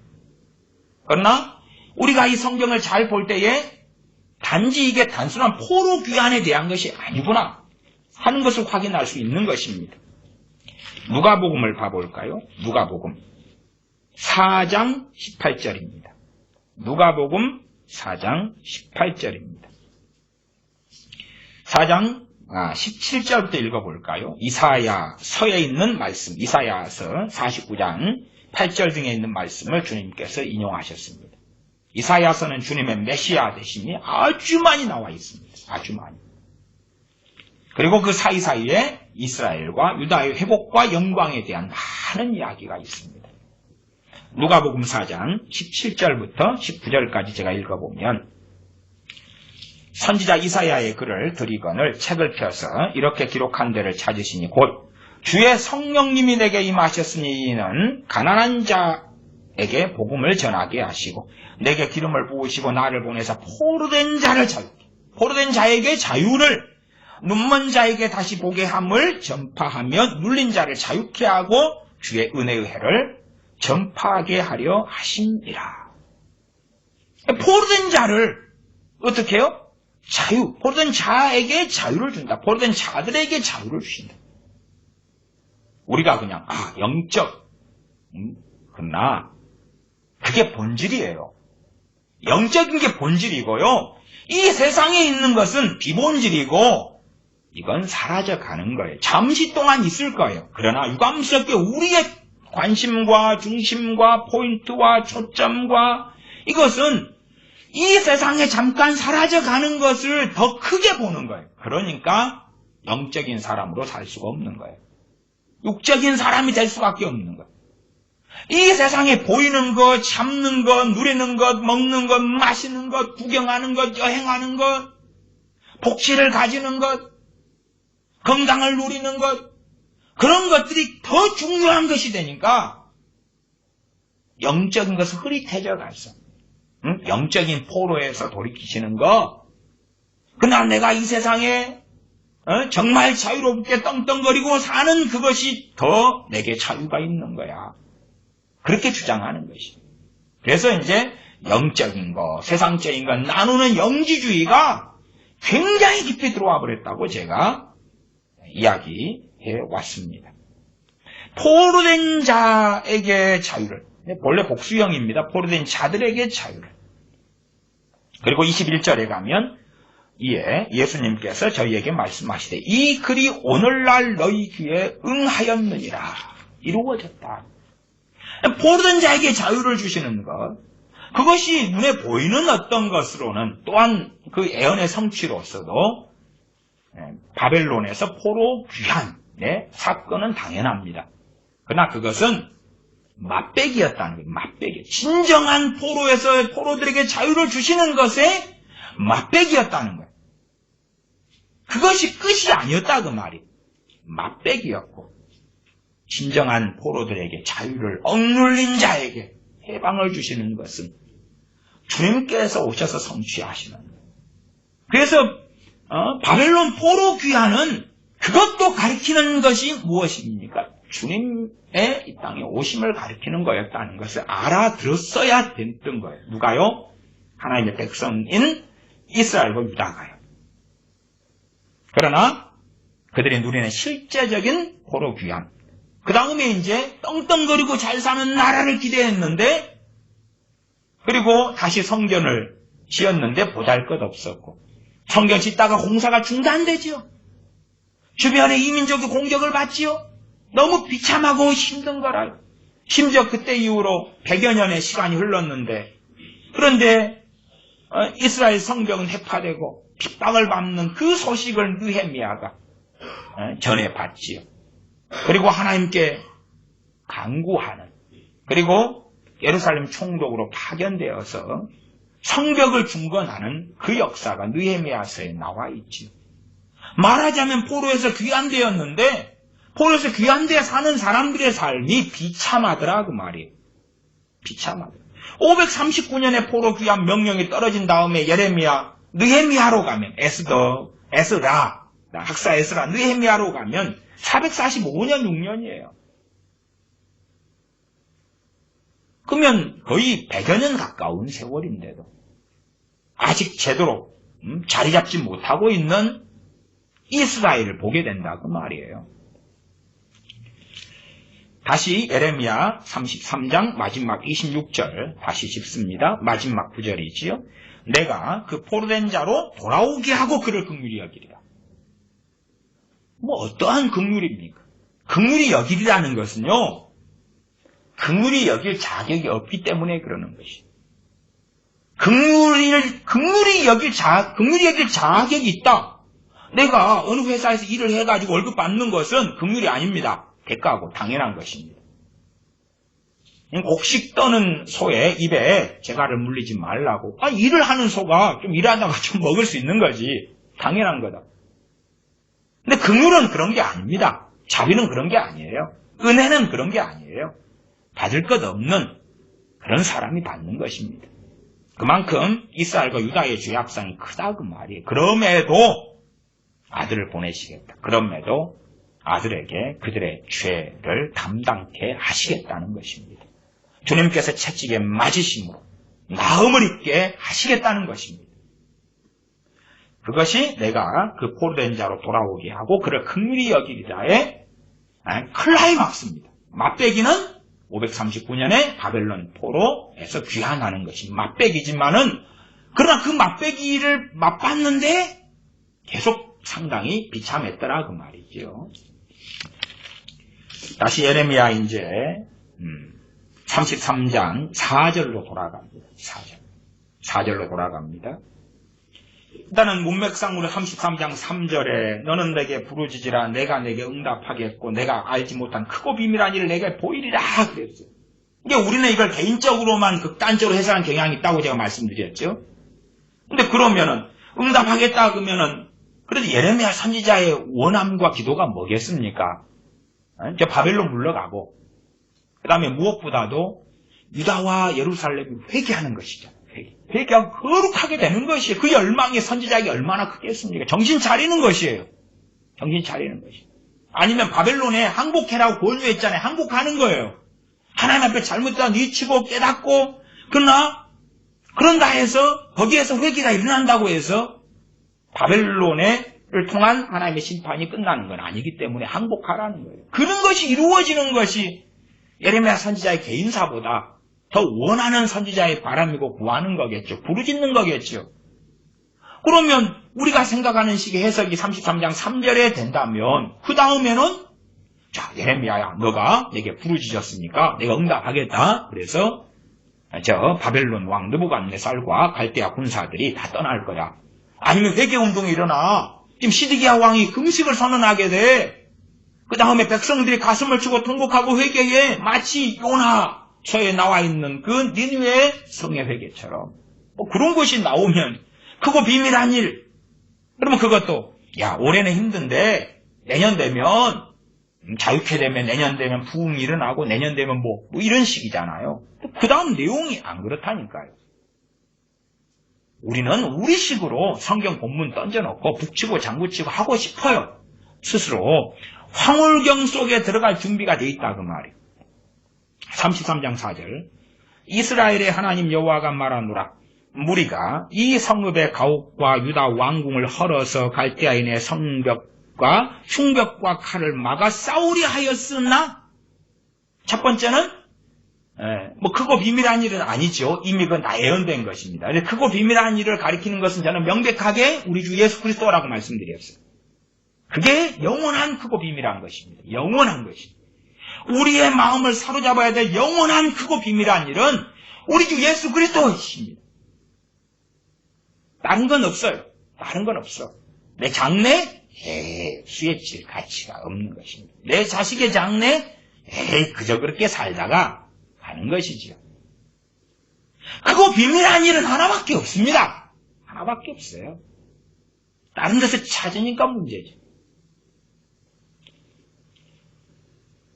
이것은 하나님께서 이 말씀하신 것은 예레미야 선지자가 하나님께 부르짖더라도 변하는 것입니까? 안 변하는 것입니까? 안 변하는 것입니다.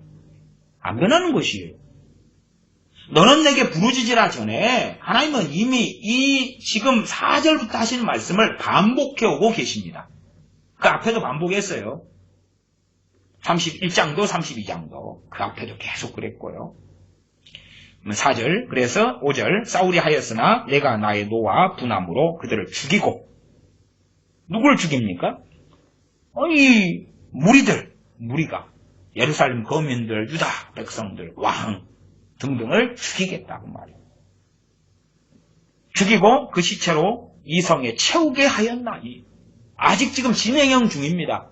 예루살렘 성이 포위됐고 진행형 중이에요. 칼과 기근과 연병에 죽어나가고 있는 중입니다. 그 다음에 정도 되어서 이제 완전히 더 말할 수 없는 참담한 비극을 보게 되죠. 이는 그들의 모든 악을 인하여 나의 얼굴을 가리워 이 성을 돌아보지 아니하였음이니라. 6절 그러나 보라 내가 이 성을 치료하며 고쳐 낫게 하고 평강과 성실함의 풍성함을 그들에게 나타낼 것이며 6절은 이렇게 다시 회복시키겠다는 것입니다. 회복시키겠다는 것은 맛배기를 좀 이야기하다가 정말 클라이막스는 누구를 가리킨다고요? 예수님. 일단 이들에게 손에 잡히는 이야기를 해야 되니까 나중에 포로 귀환과 회복을 이야기해 주시죠. 그러나 정말로 가리키는 것은 우리 주 예수 그리스도시라고 제가 뒤에 부분을 먼저 읽고 설명드리면서 이 본문을 말씀드렸습니다. 6절 그러나 보라 내가 이 성을 치료하며 고쳐 낫게 하고 이 성이 정말 그 성입니까? 느헤미야를 통한 성벽 중건이라고 생각하는 거예요? 아니지요. 대부분 예루살렘 그럴 때 예루살렘아 너의 딸이 너의 자식이 사람을 가리키잖아요. 사람을. 보라 내가 이 성을 치료하며 고쳐 낫게 하고 언제요? 정말 이루어진 때가 언제입니까? 주님을 통해서. 주님을 통해서. 그전에는 아주 미미한 맛배기의 맛배기 그림자예요. 그림자. BC 539년에 바벨론 포로 귀환은 그림자예요. 또한 445년 이럴 때에 느헤미야 총독을 통하여 예루살렘 성벽이 중건되는 것도 맛배기고 그림자예요. 그러지 그때에 로마 총독으로 왔지 느헤미야가 왕으로 세워지거나 아니면 아주 대단한 놀라운 왕국을 세운 것이 아니다 그 말이에요. 그래서 이 성을 치료하겠다. 고쳐 낫게 하고 평강과 성실함의 풍성함을 그들에 나타낼 것이다. 진실로 누구를 통해서입니까? 주님을 통해서. 주님을 통해서. 평강의 왕으로 주님이 오신다. 왕 오셨지요. 내가 너희에게 평안을 주노라. 이 평안, 평강이죠. 피스. 평안, 평강. 에이레네입니다. 7절 내가 유다의 포로와 이스라엘의 포로를 돌아오게 하여 그들을 처음과 같이 세울 것이다. 진짜 포로에서 돌아온 것이 무엇이냐? 그리고 제가 누가복음을 찾아서 함께 살펴보았습니다. 이게 기본적으로는 이제 포로에서 돌아오는 아직 이들의 다수는 포로로 끌려가지 않았습니다. 605년 그 다음에 597년에 1, 2차 끌려간 이들이 있어도 대다수는 지금 포위돼 가지고 있는 것입니다. 바벨론에 포위돼 가지고 있는 중입니다. 그러니까 어떤 면에서는 이들에게는 희망이 희망 같지 않을 것입니다. 하나님께서 예레미야 선지자에게 말씀하시고 이 선지자의 메시지가 선포되겠지요. 그러나 자기들의 아주 뒷이야기잖아요. 자기들이 듣고 싶은 이야기, 지금 바벨론이 포위돼가지고 칼과 김과 연병에 죽어나가는 그런 상황에서 듣고 싶은 이야기는 그들이 물러가고 우리는 자유를 얻고 부국 강병하고 하나님의 큰 복과 은혜를 이 남유다와 예루살렘에 주시고 그걸 듣고 싶은 건데 너희는 끝장나버릴 거야. 죽을 거야. 포로 끌려갈 거야. 그리고 어느 때에 돌아오게 해줄 거야. 는 정말 희망적인 이야기 같습니까? 우리가 코로나 바이러스가 이제 전 세계에 이제 창궐하게 퍼져갑니다. 그럼 전 세계에 퍼져간다 그러면 하나님 앞에서 하나님의 주권을 생각할 때는 전 세계 우리 크리스천의 문제구나. 우리를 깨우시는 소리구나. 를 알아먹어야겠죠. 우리를 깨우시는 소리구나. 물론 우리가 다 당연히 안 깨어나도 어느 때 되면 하나님은 거두실 거라고 저는 믿습니다. 그러나 깨우시는 소리. 코로나 바이러스는 우리를 깨우시는 하나님의 음성이에요. 전 세계에 퍼져나간다 그러면 전 세계 그리스도인들을 깨우시는 것이. 정신 차려. 깨우시는 것이. 그러면 이제 코로나 바이러스 일상사로 이야기할 때에 코로나 바이러스를 통하여 이제 막 한참 진행돼가지고 우리가 자영업을 하는데 우리 식당을 한다. 금방 물러가면 식당을 다시 열면 되는데 선지자를 통하여 그런다고 합시다. 식당 망할 거야. 그리고 너도 죽을 거야. 나중에 너 손자가 식당을 크게 하게 되는데 그때 성공할 거야. 그러면 그것이 희망적인 이야기 들립니까? 아니죠. 우리가 듣는 건 지금 내일 모레 코로나 바이러스 멈추고 어려움이 다 풀리고 내가 성공하는 걸 듣고 싶지. 너 죽을 거야. 혹은 너 포로로 끌려갈 거야. 그리고 나중에 평강을 하나님 주실 거야. 그러니까 사람들이 생각하는 것과 하나님 말씀은 많이 달라요. 우리는 이제 이 차포를 다 건너뛴 다음에 이것을 정말로 희망의 메시지로 듣고 착각할 수도 있다 그 말이에요. 그러나 그 사람들의 당사자가 돼가지고 그들의 입장에서 말씀을 생각해 보면 다르다 그 말이에요. 그들에게 기다리는 것은 칼이고 연병이고 기근이고 그 다음 그들에게 기다리는 것은 5절이단 말이에요. 너희가 싸우려고 하였으나 내가 나의 노와 분함으로 그들을 죽이겠다. 그 시체로 이성에 채우게 하였나니. 이건 하나님께서 선지자 예레미야에게 하시는 말씀이죠. 예레미야에게. 희망적인 것이 아니죠. 쭉 넘어가서 8절입니다. 33장 8절. 내가 그들을 내게 범한 그 모든 죄악에서 정하게 하며 그들의 내게 범하며 행한 모든 죄악을 사할 것이라. 어떻게 이게 사해집니까? 우리 주님이 아니고서는 이 모든 죄가 어떻게 사해집니까? 포로에서 돌아오면 다 용서받는 것입니까? 아니지요. 총독 느헤미야 때에 그들의 많은 문제가 드러났습니다. 학사 에스라 때에 많은 문제가 드러났어요. 에스라와 느헤미야 동시대의 사람입니다. 그들이 이방 여인을 취하고 또한 그냥 가나안 자들에 대하여 어떻게 행하고 하는 것 등등의 안식일을 범하고 장사하고 막 난장판이 벌어졌잖아요. 포로에서 돌아온 다음에도 이들은 하나님께 진정으로 돌아온 사람들은 별로 없었다고 말이에요. 그런데 그들의 모든 죄가 사해져요? 아니, 계속하여 온갖 죄를 짓고 살아가는데 그런 이야기가 아니죠. 그래서 이 말씀이 궁극적으로 말씀하는 거예요. 유대인들의 착각적으로 어떻게 읽고 들을 수도 있냐 그러면 주님 오시기 전까지의 유대인들은 자동적으로 그냥 회개하지 않아도 주님께로 나오지 않아도 용서받는 걸 상상했을지 몰라도 그게 무서운 것입니다. 이 신사도의 대부흥의 망상이 무서운 것이 그런 것입니다. 자동적으로 팡팡팡팡팡팡팡 구원받는 역사가 일어난다. 그럼 무서운 것입니다. 결코 성경은 그렇게 말씀하지 않습니다. 그래서 8절에 그들의 내게 범하며 행한 모든 죄악을 사할 것이라. 어떻게 사해지느냐를 보여주시는 것이 누구에게? 느헤미야가 그 사명을 마치고 갈 때에 아직 주님을 배웁지 못했잖아요. 주님을 배우고 싶잖아요. 히브리서에 믿음의 선진들이 정말로 옛 선지자들이 보고 싶었던 것, 듣고 싶었던 것, 너희는 듣고 보고 있다. 그것이란 말이, 그것을 느헤미야에게 하나님께서 너는 내게 부르짖으라. 그러면 그걸 보여줄게. 크고 비밀한 일을 보여줄게.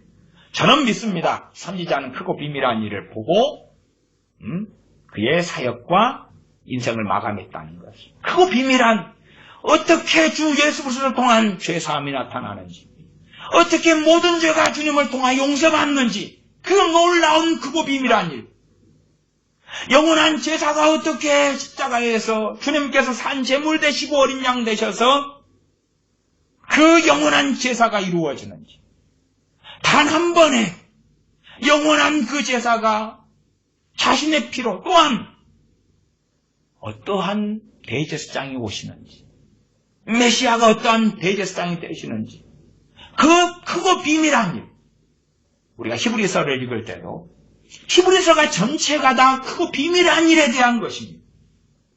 메시아 주님에 대한 많은 말씀, 또한 구약의 그림자와 형상이었던 그림자 모형이었던 그 구약의 제사 등이 또한 대제사장이나 제사장이나 뭔가들이 어떻게 주님으로 성취되는가, 크고 비밀한 일을 보여주는 거죠. 그러한 것이 주님께서 예레미야 선지자에게 너는 내게 부르짖어라. 그거 보여줄게. 그거 보여줄게.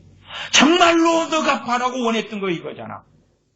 이것은 내가 되면 이루어 줄 거야. 이룰 거야. 그 나중에 오실 그 메시아, 누구를 위한 메시아입니까? 예레미야 선지자를 위한 메시아지. 그가 주님 없이 거룩해집니까? 그렇지 않잖아요. 예레미야 선지자를 위한 메시아. 그래서 구약의 사람들은 오실 메시아를 믿었다라고 말씀하는 거예요. 다윗도 아브라함도 주님을 배웠다고 말씀하죠. 그러니까 네가 나이가 몇 살인데 아브라함이 있었을 때 당신이 있었느냐? 라고 주님을 공격하잖아요. 다윗도 아브라함도 예레미야 선지자도 주님을 배웠다고 말해요. 직접적으로 예레미야 선지자가 배웠다, 그건 모르겠으나 세상 크고 비밀한 일로서 보여주셨다는 것입니다. 우리도 당연합니다. 예레미야 33장 3절의 기도는 우리의 동일한 기도가 되어야 합니다. 그래야지만이 주님에 대한 불을 잃어버리지 않습니다. 지난번에 했던 설교하고 예레미야 33장의 강의가 이어지겠습니다.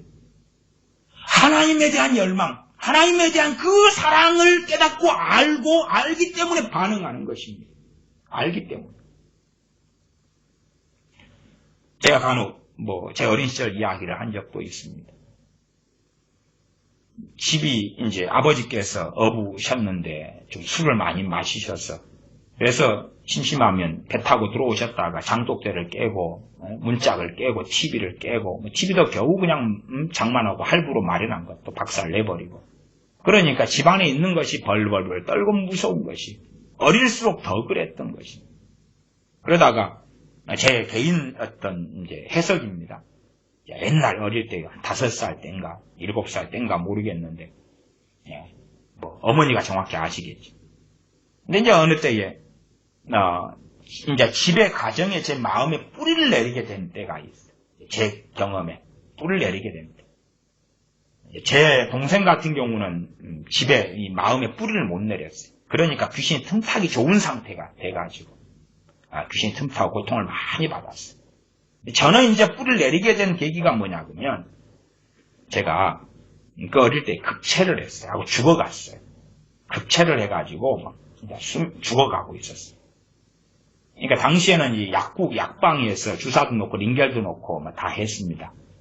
그러니까 어머니께서 저를 등에 업으셨어요. 하고 집이 이제 산 밑에 있었어요. 높은 곳에 집이 있었는데, 그 당시에 골목길은 굉장히 위험했어요. 골목 옆에가 깊은 이런 하수도들이 있어가지고 떨어지면 막 다리 하나 부러지거나 다치는 그런 굉장히 위험한 길입니다.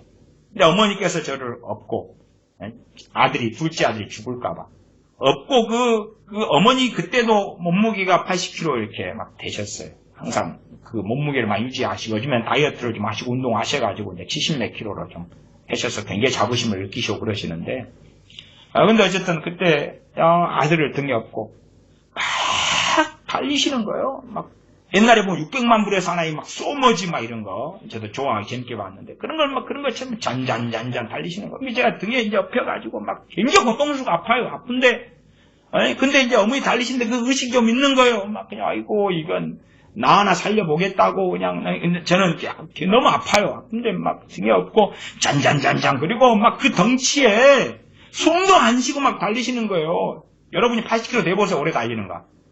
근데 막 그냥 그 산길, 비탈길, 먼 길, 학교 갔다 오면은 쫙 아래 샘에서 물기러가 날르는 그 정말 먼 길을 잔 그리고 요즘에는 도로라도 좋게 놨어요. 산에 소방도로 놓고 그러지만 잔 그리고 막 달려가지고 이제 우리 동네 유일한 약국이 있어. 오래된 수십 년 된 약국에 달려가지고 가서 내 아들 죽어간다고 빨리 주사 놔달라고. 근데 급체니까 등에 업고 막 달리니까 그때 내려가는 거야.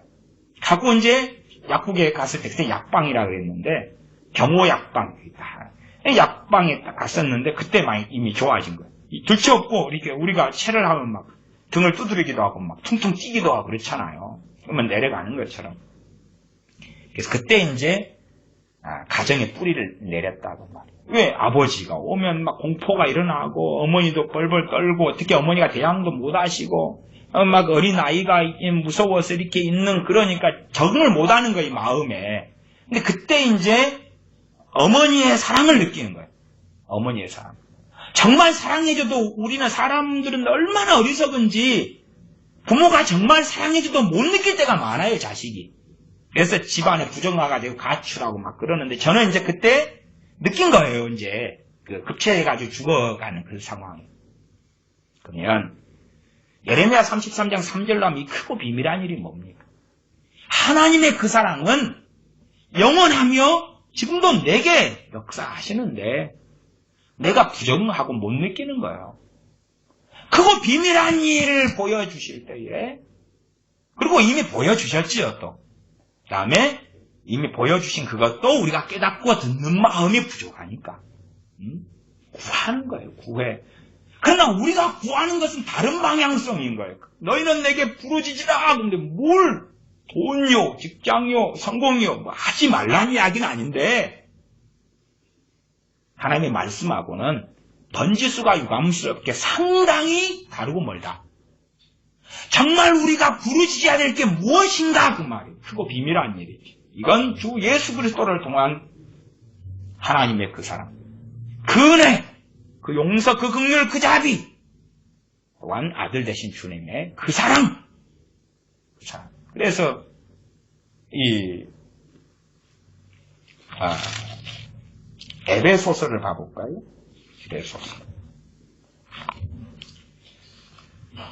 에베소서의 에베소서 3장이죠. 바울의 기도가 에베소서에 두 번 있죠. 1장하고 3장이 있는데 그 가운데 3장을 보겠습니다. 이런 이야기예요. 3장 14절부터 보겠습니다. 크고 비밀한 일이 무엇이냐 이런 이야기예요. 에베소서 3장 14절부터 보겠습니다. 14절부터 이러함으로 내가 하늘과 땅에 있는 각 족속에게 이름을 주신 아버지 앞에 무릎을 꿇고 비노니 그 영광의 풍성을 따라 그의 성령님으로 말미암아 너희 속사람을 능력으로 강건하게 하옵시며 믿음으로 말미암아 그리스도께서 너희 마음에 계시게 하옵시고 너희가 사랑 가운데서 뿌리가 박히고 터가 굳어져서 능히 모든 성도와 함께 지식에 넘치는 그리스도의 사랑을 알아. 그 넓이와 길이와 높이와 깊이가 어떠함을 깨달아. 무엇이지요? 너희가 지식에 넘치는 그리스도의 사랑을 알아. 그 지식에 넘치는 그 사랑. 지식은 뭐예요? 내가 상상하고 생각하고 계산하는 것을 넘어서는 사랑이에요. 내 지능, 내 생각을 넘어서는 사랑. 내가 상상해도 실제적 그리스도의 사랑을 넘어서지 못한다는 것이. 그래서 그 사랑의 넓이, 길이, 높이, 깊이가 어떠함을 깨닫는 것이죠. 이게 주 예수 그리스도의 복음이에요. 십자가 사랑이에요. 너희가 사랑 가운데서 뿌리가 박히고 터가 굳어져서 17절 하반절. 그것을 이야기합니다. 그러나 이것이 중요하지 않게 여기는 사람들. 야, 나 예수님 믿었어. 그렇기 때문에 건강이 중요해. 성공이 중요해. 평안이 중요해. 먹고 마시고 차, 집이 중요해. 의식주가 중요해. 나의 행복이 중요해. 나의 가족이 중요해. 물론 중요하죠. 물론 중요하지.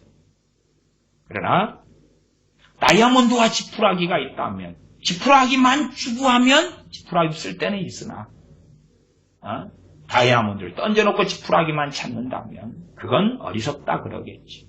그 이상의 어리석음이 우리에게 있는 것입니다. 읽은 김에 4장 13절도 보겠습니다. 에베소서 4장 13절 보고 이제 예레미야 남은 본문 좀 읽고 말씀 마무리합니다. 에베소서 4장 13절. 우리가 다 하나님의 아들 믿는 것과 아는 일에 하나가 돼요. 우리가 다 하나님의 아들을 믿는 것과 아는 일에 하나가 돼요. 아니 그러면 에베소 교인 정도 되면 우리보다 더 많이 알았다 그렇게 말할 수 있잖아요. 왜? 사도 바울에게 배웠는데. 사도 바울에게. 그 다음에 에베소에서 사도 바울이 얼마 가르쳤어요? 2년 2개월 가르쳤잖아요. 2년 2개월. 회당에서 한 3개월 가르치고 등등. 사도행전에 나오잖아요. 그 정도 되면 사도 바울에게 배웠으면 얼마나 많이 안다고 할 수 있는가 그 말이에요. 근데 그 에베소 교회에게 그리고 사도 바울에게 말씀을 그렇게 2년 이상을 배운 그 교회, 성장한 교회, 부흥한 교회, 그리고 이 교회에 디모데라는 하나님의 종이 파송돼 가지고 말씀을 또한 가르쳤어요. 그리고 시간이 또 몇 년 지났는데 서신을 사도 바울이 보내는 것이죠. 우리는요, 어쨌든 사도 바울에게 배운 이 에베소 교회보다 수준이 떨어질 거라 그 말이. 떨어지는데 우리는 하나님의 아들을 안다는 거예요. 아니 믿으니까 아는 거죠. 근데 조금. 근데 심지어 다 안다. 다 안다는 것은 직접 그렇게 다 주님을 다 압니다. 그렇게 말하는 사람은 없을지라도 주님을 아는 것에 관심이 없다면 그러면 그 사람은 결국 그렇게 주장하는 거다 그 말이지요. 4장 13절. 우리가 다 하나님의 아들을 믿는 것과 아는 일에 하나가 돼. 그러면 우리가 주님 믿습니다. 그러지만은 믿습니다. 그리고 끝나는 것입니까? 안 끝나는 것이. 하나님의 아들 주님을 믿는 것은 계속 되어져야 되고 그 믿음은 더 증가돼야 되고 그 믿음이 더 증가되려면 주님의 말씀을 더 깨닫고 알아야지만이 각 말씀을 믿는 믿음이 증가돼 가지. 예수님 믿었으니까 나 믿음은 끝이야. 그건 정말 미혹당하기 쉬운, 배교하기 쉬운 그러한 상태다 말씀드리지요. 우리가 다 하나님의 아들을 믿는 것과 아는 일에 하나가 되어 온전한 사람을 이루어 그리스도의 장성한 분량이 충만한 데까지 이르리니. 그리스도의 장성한 분량. 그리스도의 장성한 분량이 충만한 데까지 이르려면 기본적으로 하나님의 아들을 믿는 것, 아는 것에 하나가 되어야 한다. 하나가 된다는 이야기는 무엇입니까? 이 4장의 부분이 오중사역도 이야기하지만은 본질적으로 교회를 이야기하는 것입니다. 서로 상합하고 연합해가 도와가지고 함께 추구해 가는 것이지요. 하나가 되어서 한 마음으로 발도 손도 또 이 오중사역으로 한다면 사도, 선지자, 복음전환자, 목사, 교사가 다 하나가 되어서 손발 지체됨이 하나가 되어서 일편단심 하나님의 아들을 믿는 것과 아는 일에 그림 매진하고 달려가는 것입니다.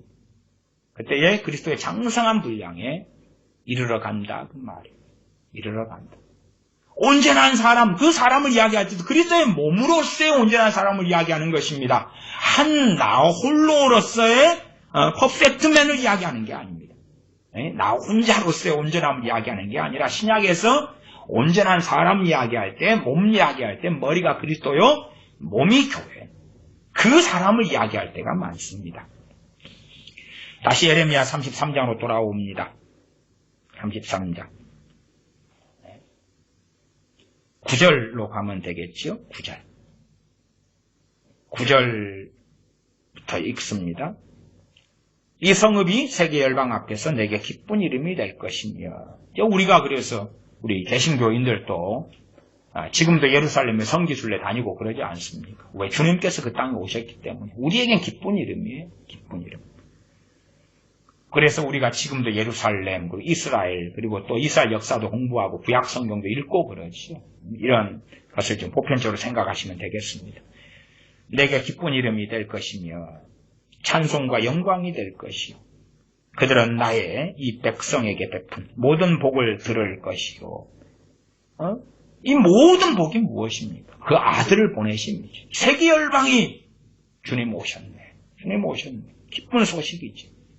가령 10월 25일 되면 성탄, 크리스마스 절기를 보내기도 합니다. 물론 날짜적으로 주님께서 오신 정확한 날은 아닙니다. 이래 말이 분분합니다. 1월달, 5월달, 4월달이든 뭐든. 그런 게 중요한 건 아니죠. 지구 한 바퀴만 돌아도 날이 바뀌는 판인데 어리석은 사람들의 주장이지만. 그래서 참으로 주님께서 오신 것, 나의 이 백성에게 베푼 모든 복을 들을 것이요. 모든 복입니다. 모든 복. 모든 복이에요. 우리가 생각하는 여러 이 땅의 복들, 치아가 좋은 것은 오복의 으뜸이요, 그런 걸 이야기하지 않습니다. 그런 것은 모든 복에 사실은 안 들어가는 것입니다. 하나님 말씀하시는 모든 복에는. 모든 복을 들을 것이요. 나의 이 성읍에 베푼 모든 복과 모든 평강을 인하여 두려워하며 떨리라. 주님의 메시아 되심을 이야기합니다. 단순한 포로 귀환을 이야기하는 것 아닙니다.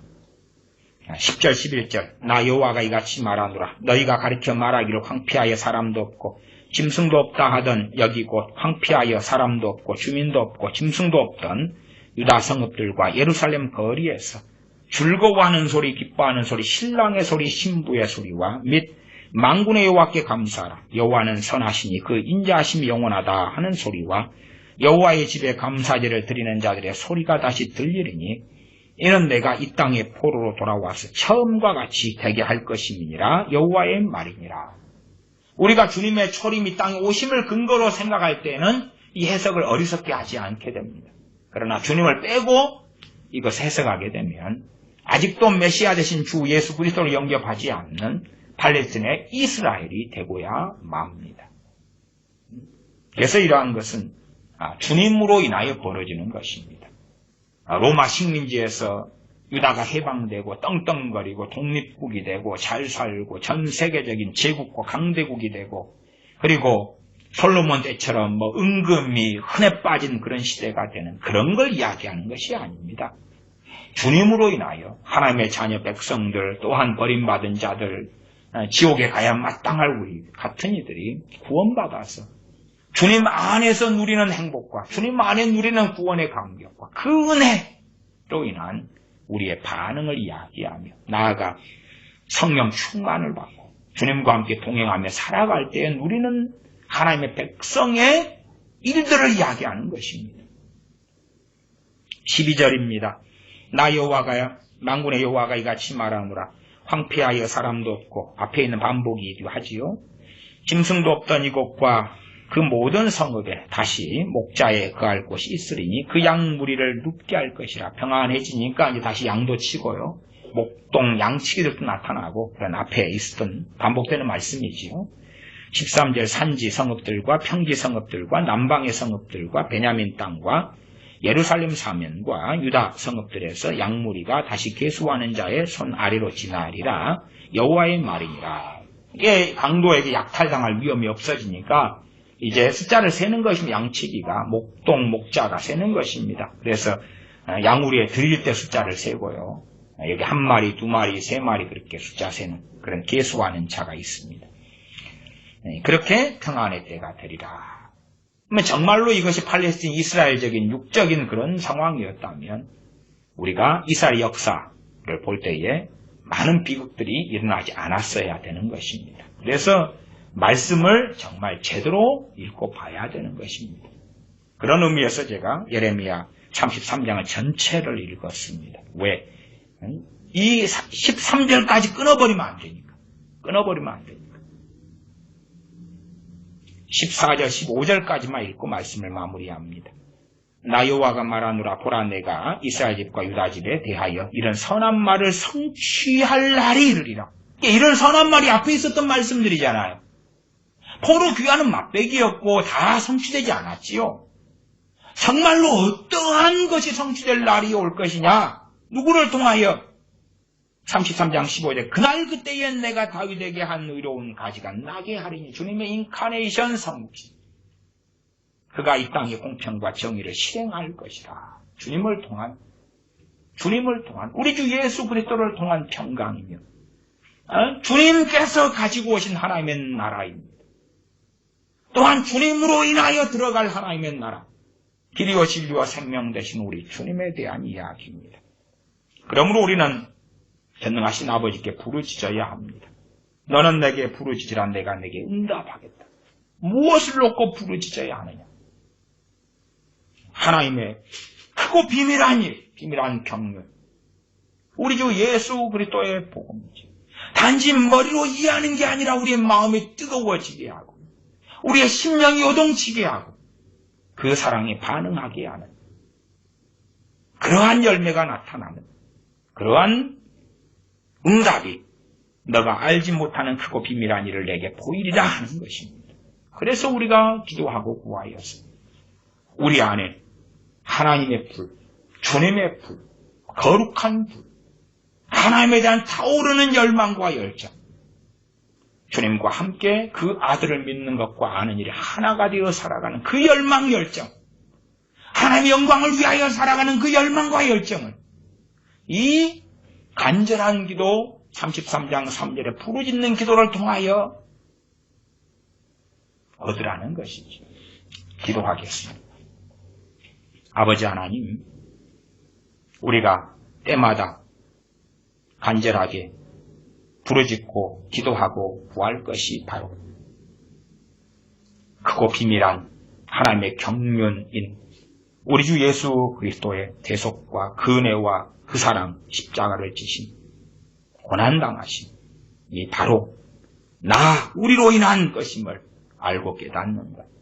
그 영원한 아버지의 사랑, 주님의 사랑이 끝나지 않았고 주 예수 그리스도의 피 흘리심을 통하여 지금도 우리에게 현재이고 미래이고 영원한 새 언약이라는 것을 우리가 깨닫고 알며 그 사랑 속에, 그 은혜 속에 사는 것이온즉 우리에게 주 예수 그리스도의 십자가의 복음의 크고 비밀한 일을 보여주시옵소서.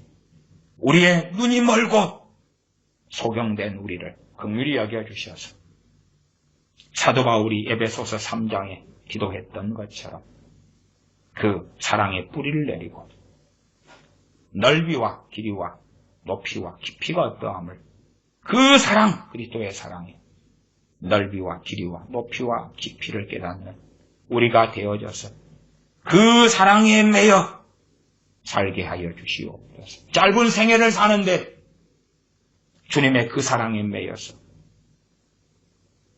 살다가 부끄럽지 않게 주님 앞에 서는 우리들 되게 복과 은혜를 주시옵소서. 우리 주 예수님의 이름으로 기도하옵나이다. 아멘.